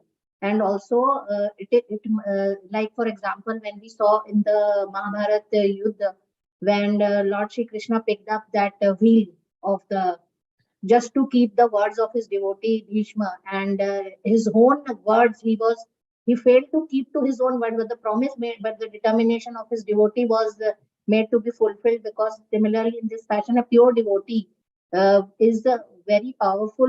And God never, if a pure devotee, if we associate with a pure devotee like a spiritual master, he will deliver us to the God and take us back to Godhead, because God will never fail the devotee's words. His commitment is always fulfilled by the Lord. So that is the importance of serving and being in association of devotees. And Prabhuji, I would like to add one point, that in ISKCON, what is the relevance of all this Panchang Bhakti is that the most amazing part that we see here is like the way ISKCON is structured is such a beautiful way that all the Panchang Bhakti limbs, we automatically follow them in a direct or an indirect fashion. ISKCON, the process or the way it functions has been devised in such a way. Prabhupada actually has given us a structure and the design of this Mangala Aarti, or in any way, whosoever is Krishna conscious in ISKCON is automatically performing all these 5 activities. Like first aspect is the Sadhu Sangha. The moment we associated, like in this online fashion, we were already in association of Sadhu Sanghas who were already having faith in Krishna, and the teachers who were teaching us or conducting the classes. Then in getting association of all these sadhus, we have gradually clarified and we have become more purified as our consciousness is being cleansed and the material contamination is being removed slowly and steadily. Similarly, anyone who is in ISKCON, then we have the Bhagavatam classes, morning and evening classes, where, as you highlighted, Nityam Bhagavat Seva is applied. Then anyone who is associated with ISKCON is directly or indirectly, whether we are worshipping the deities daily at home or not is not, but whenever we are attending Mangala Aarti and all that process which we do with japa, chanting is also done along with the morning japa sessions, and we do 16 rounds of chanting. So we are also again doing the chanting also, and we are attending the deity worship, though it is an indirect fashion, but still we are in our mind and thought process, like we discussed the South Indian Brahman, we only think about Lord and his Archa Vigraha and the service that we are doing, and similarly whatever deities we have at home. So we are gradually automatically into that process of doing deity worship also. And also then residing in Mathura, which is the 5th limb. So in that process also it is mentioned that wherever there is Bhagavatam, that space is already the book, the Shastra itself is equal to the Lord himself. The chanting itself, there is no difference between the name of the Lord and the presence of the Lord, physical form. So what happens is indirectly, the holy Dhama, when it comes to residing, all the temples of Krishna which ISKCON has built, it itself, they represent Vrindavan or Mathura, because the environment there or the aura of that place is so holy that it itself makes all of us be associated. And there is no physical need. Geographically, we need not be in Mathura, but physically, spiritually, and mentally, we are into that arm space. So that is how, in this way, Prabhupada has given us the simple process for Krishna consciousness by associating all of us into this Panchang Bhakti stream. Hare Krishna, Prabhu. Thank you, Master. Hare Krishna. Karunamai Prabhu. Hare Krishna, Prabhu. Hare Krishna, Prabhu. So our topic was deity worship. And in our group, there were Netroti Mataji and Kiruba Shankar Prabhu and me. So we were discussing worshiping the deity. So Lord Krishna descends in his Archivigraha form. He himself present there. So we can say that there is no difference between Krishna himself and Krishna on altar. So they're absolutely same. So Lord himself is standing on the altar. So we are doing personal service to deities. So like direct service. And without worshipping the deity, we cannot understand Bhagavad Gita, Srimad Bhagavatam, and other scriptures. And if Netroti Mataji and Kiruba Prabhu want to add something, they also can add. I'm sorry. Yeah, Netroti Mataji.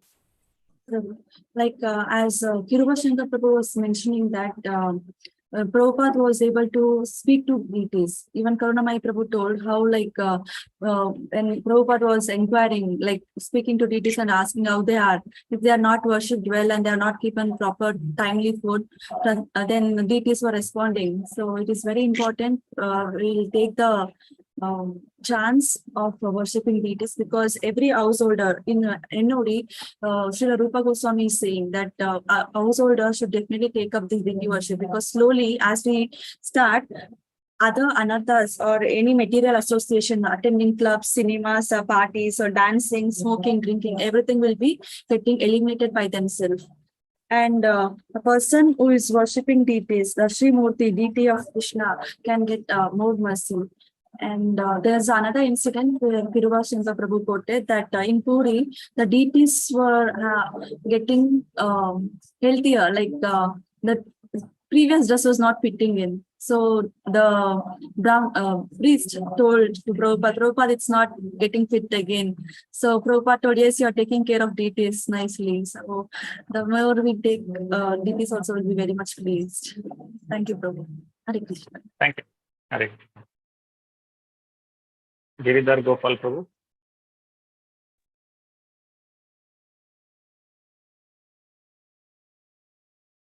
Your voice is not audible.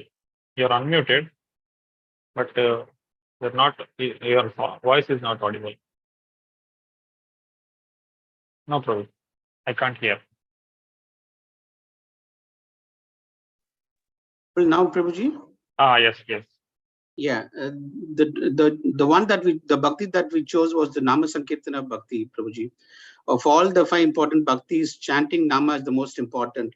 And the leader is like we follow Haridas Thakur, who has been chanting all day 192 rounds. So chanting helps us cleanses it helps us in cleansing our soul, and it happens automatically, Prabhuji. And chanting, it cannot be done by materialistic people who are involved in the day-to-day activities. It is only possible by pure devotees who have come across devotional service, devotional in their previous births, Prabhuji. So who have crossed the stages of karmis, jnanis, and mystic yogis. And Sukadev Goswami stresses the importance of chanting Mahamantra to Parikshit Maharaja. And by chanting, we are only taking the express elevator to reach to Godhead, Prabhuji.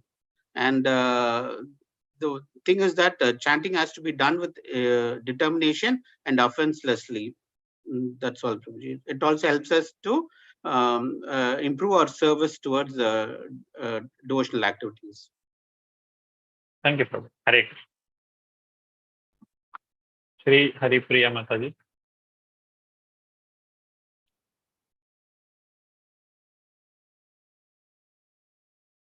Unmute yourself.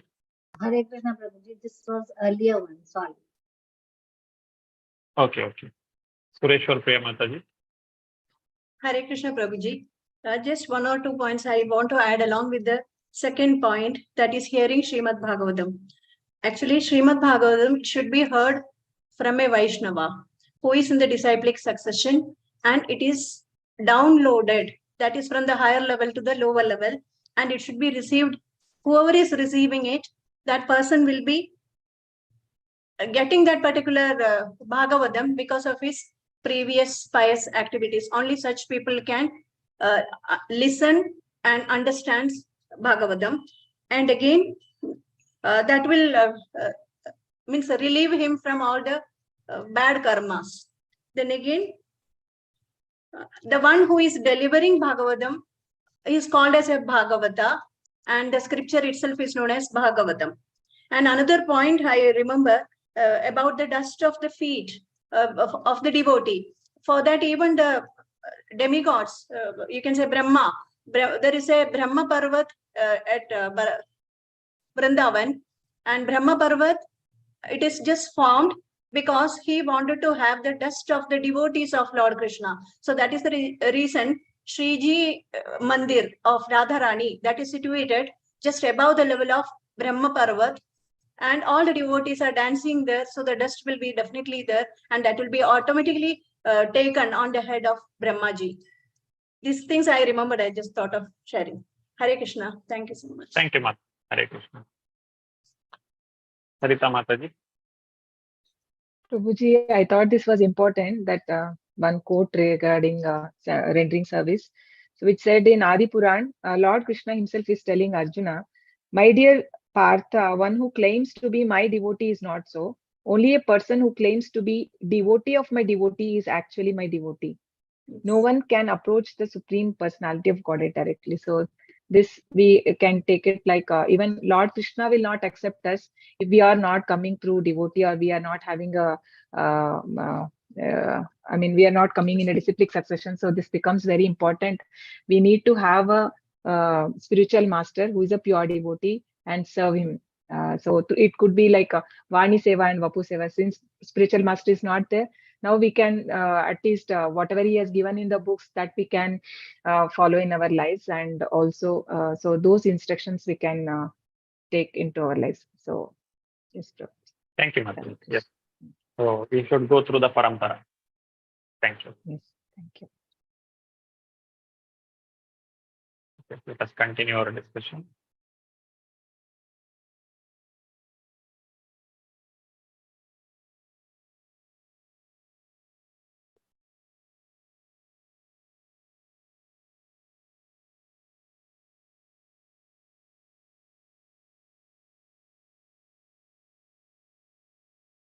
Those who would like to read can raise their hand. Shri Hari Priya Mataji. Hare Krishna Prabhuji, Dandvat Pranam. Panchang Bhakti. The power of these 5 principles is very wonderful and difficult to understand. Even without faith in them, a person who is offenseless can awaken his dormant love of Krishna simply by being a little connected with them. Bhakti Rasamrit Sindhu 1.2.238. Hare Krishna. Shri Prabhupada ki jai. Okay. Thank you, Mataji. So this is the objective, what we have learned today.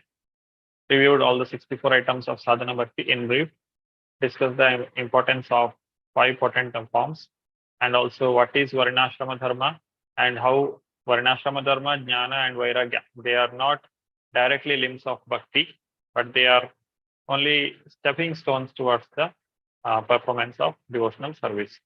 And Prabhupada's mission in reflecting what is yukta vairagya and what is falgu vairagya, these things we have discussed today. So anybody like to read? They can raise their hand. Sarita Mataji. Hare Krishna Prabhuji. One should therefore be encouraged to develop his service attitude toward the Lord, because this will help him to chant without any offense. And so, under the guidance of a spiritual master, the disciple is trained to render service and at the same time chant Hare Krishna mantra. Hare Krishna. Continue, Mataji. Okay. As soon as one develops his spontaneous service attitude, he can immediately understand the transcendental nature of the holy names of the Mahamantra. Nectar of Devotion, page 108. Thank you. Hare Krishna.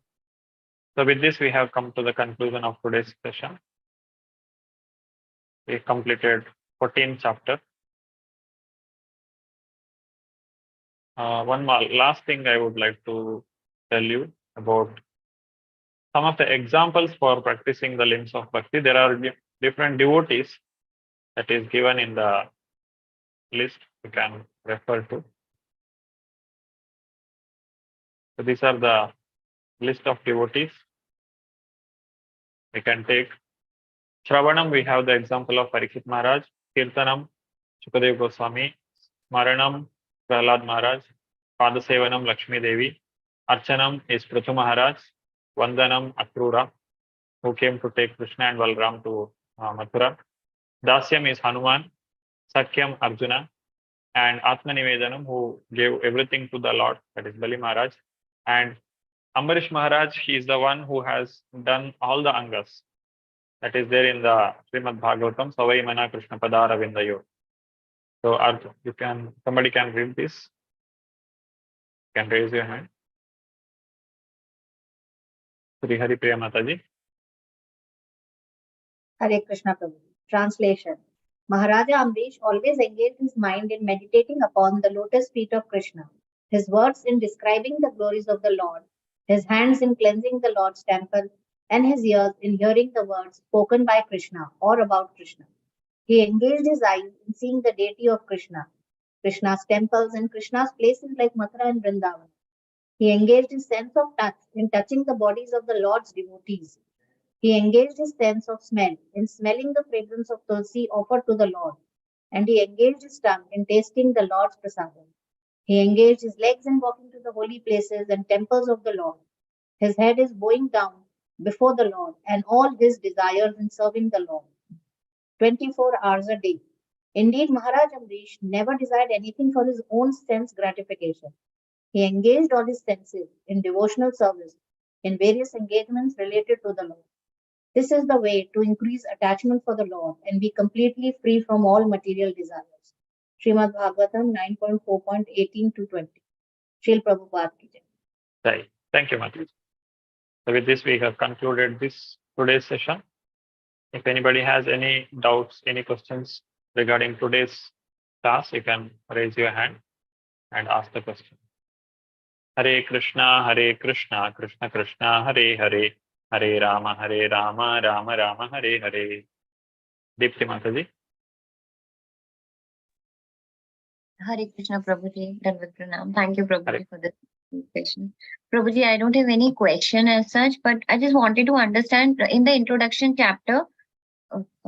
In the introduction chapter, we had 12 rasas. Prabhuji, I'm a bit confused with the Sanskrit words of those rasas. Could you please help us with that? So, Prabhuji, the names are like Shan Ras, Dasya Ras, Sakya Ras, Vatsalya, and Madhurya. So, these are the 5 primary rasas. Then we have comedy, which is Hasya. Compassion is Daya. So, chivalry is Veer Ras. Wonder is Adbhut Ras. And Prabhuji, ghastliness, devastation, and fear. I don't know the Sanskrit words for these 3. Bhibhatsa. Like, Bhibhatsa. So, Prabhuji, which one is Bhaya? Okay. Bhaya is the word, root word. From that comes the word Bhibhatsa, one which creates the fear. That is another rasa. I'll read out the rasas. First one is Raudra. Raudra means anger. Okay, anger is Second one is Adbhuta, means wonder. Yes, Prabhuji. Raudra means when somebody is getting angry. That is Raudra. And Adbhuta is, you can take the example of Arjuna in the 11th chapter when he saw the Vishwarupa. That is wonder, Adbhuta. And Hasya, that is comedy. Veera, chivalry, Bhishma and Krishna. Yes. Chivalry rasa. And Daya, mercy. And Bhayanaka, that is horror. Okay. And Bhibhatsa. The difference between Bhayanaka and Bhibhatsa is Bhayanaka means you are afraid of your own life. And Bhibhatsa means you are not able to see the situation. The person, if say, for example, some accident has happened, you're not able to visualize that. Means you're just not able to stand there for any moment. The scene is so disturbing to the mind. That is Bhibhatsa. I think that is the 7 I listed. So, Prabhuji, ghastliness and devastation. So, the one which is Vibhatsa, that will be very devastating, no? Yes. It's a shocking. Shocking. Right. Yes, Prabhu. Sure. Thank you, Prabhu. Hare. Sureshwar Priya Mataji. Hare Krishna Prabhuji. I got some, I must not have heard it properly. That's the reason I'm asking you. First thing, in the 48th item, it was told about Draupadi as goddess of fortune. Kindly enlighten me with that explanation. 48. Sakyam. Yes.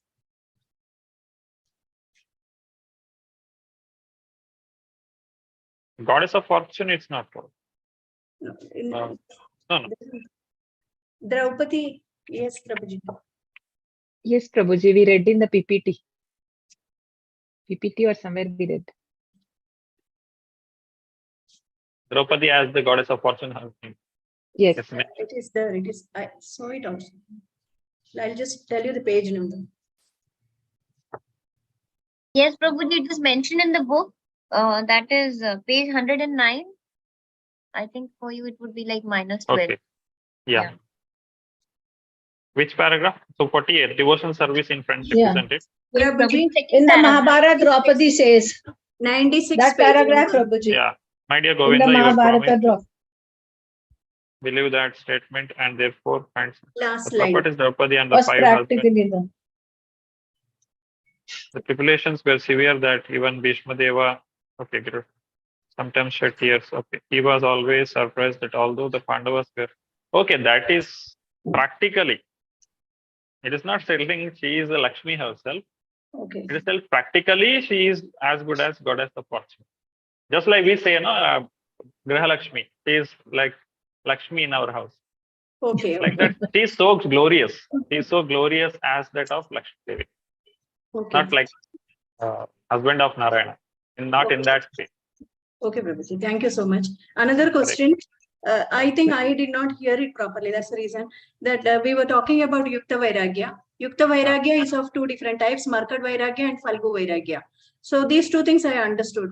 And the real Vairagya is just don't give up anything just like that. Use it for the service of Lord Krishna.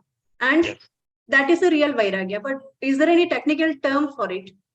Yukta Vairagya. Make a pardon? Yukta Vairagya. Yukta.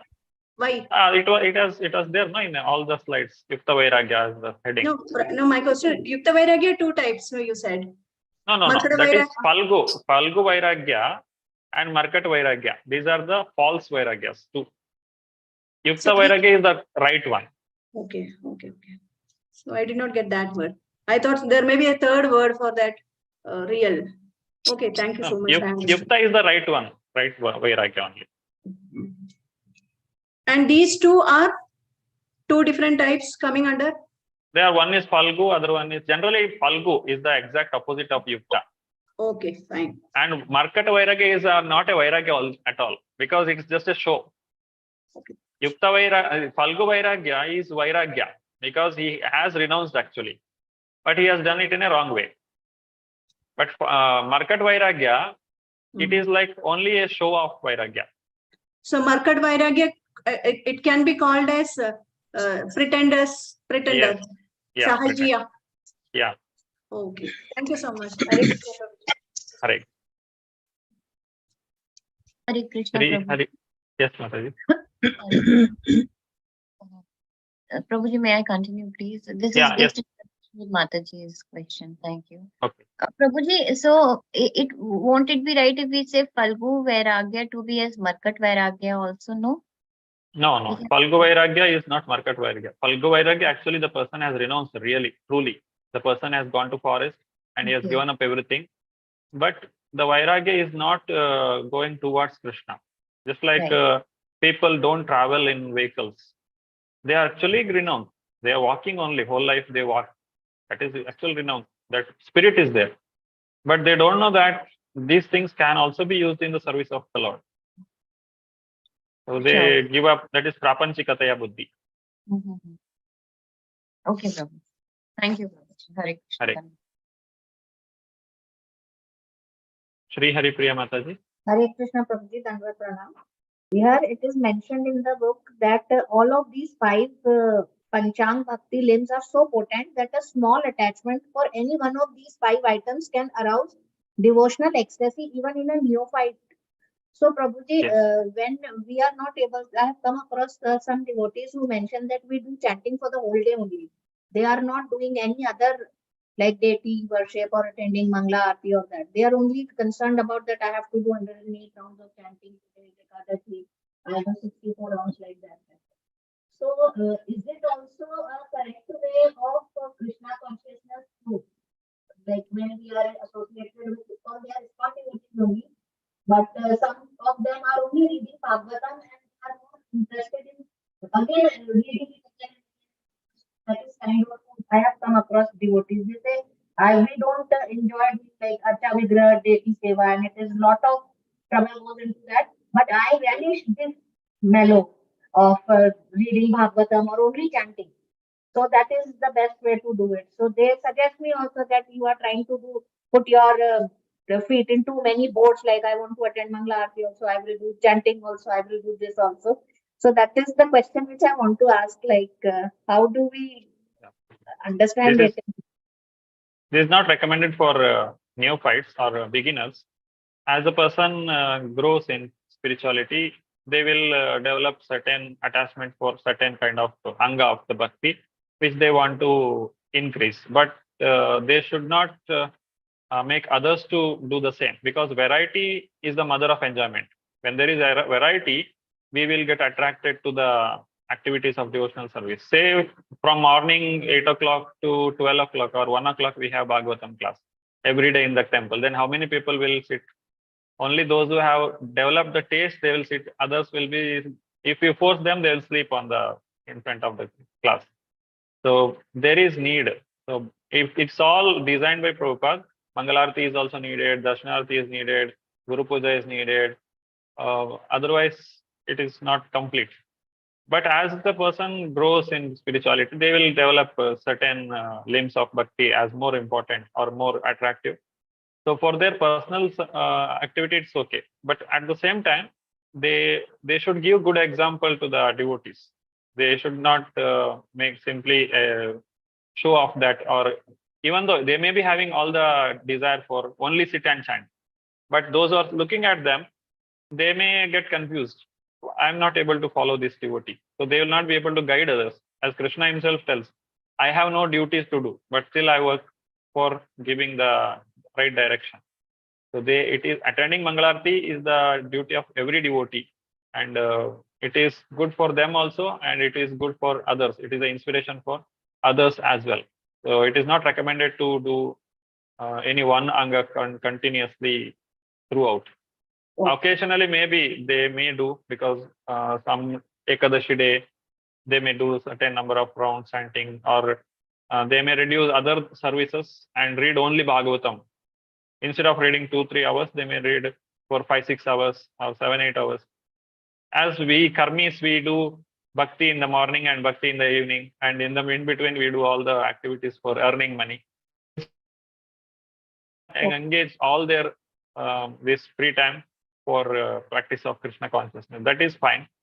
But otherwise, for neophytes, this is not recommended. It is not possible also. Unless you have taste in reading Bhagavatam, person will sleep. Because Bhagavatam, unless you know what is Bhagavatam, when you start reading first canto of Bhagavatam, person will sleep. Because the real story starts little later. The philosophy comes in the beginning. So you have to cross that. So you need blessings of the devotees for that. Also, Hare Krishna Prabhuji, thank you. And one more question I have regarding this Yukta Vairagya and Markat and Falgu, because midlife crisis, as we say that, because I'm seeing many of my known colleagues and few people who have known who have just crossed 40, and now they are like, they are planning to give up their jobs, and because they're not happy with the profile, and they just want to take a break, that I have earned enough, I have slogged a lot, and they've taken a 1 BHK in Haridwar, and they want to go and stay there and do some spiritual activity for the upliftment. So what kind of a vairagya, because they've left this, that I don't want to be associated anymore as like a householder, and need some space for myself, and I'm going and I'm leaving everything. Like we live there with bare minimums, and do some spiritual upliftment exercise and yoga, shivir and all. So what kind of a vairagya it is? Is it Falgu or Markat? It is not Markat Vairagya because they already left it actually.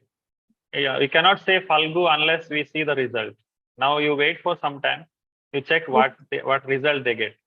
Are they seriously practicing, or will they come back saying that it is boring activity, I don't want to do? Or will they become some kind of sajiyas? Where they end up, that will decide, because now itself we cannot say. It is just a beginning. Okay, and Prabhuji, those gurus and who are like, they are pretending to be, and then they just accumulate devotees in the name of that we will do Bhagavad Katha and this and that. So they are into the category of Markat Vairagya because they themselves are materialistic. They want all luxuries and comfort for themselves. Their rooms and all have all facilities and they have all that pomp and show. So they are into Markat Vairagya. Markat, yes. Okay. Thank you so much, Prabhuji. Hare Krishna. Hare Krishna. Any other questions? No hands are visible. Okay. So if there are no questions, we'll end the session for today. We'll meet in the next class. So we have completed the Sadhana Bhakti. Next we'll continue to the Raganuga Sadhana Bhakti. Vaidhi Sadhana Bhakti is over. Next is Raganuga Sadhana Bhakti will be discussed in the next chapter, next lesson. I thank all the devotees for coming to the today's class session and actively participating in all the activities. Vancha kalpatarubhyascha kripa sindhubhya eva cha patitanam pavanebhyo vaishnavebhyo namo namah. Ananta Koti Vaishnava Vrinda ki jai. Namacharya Haridas Thakur ki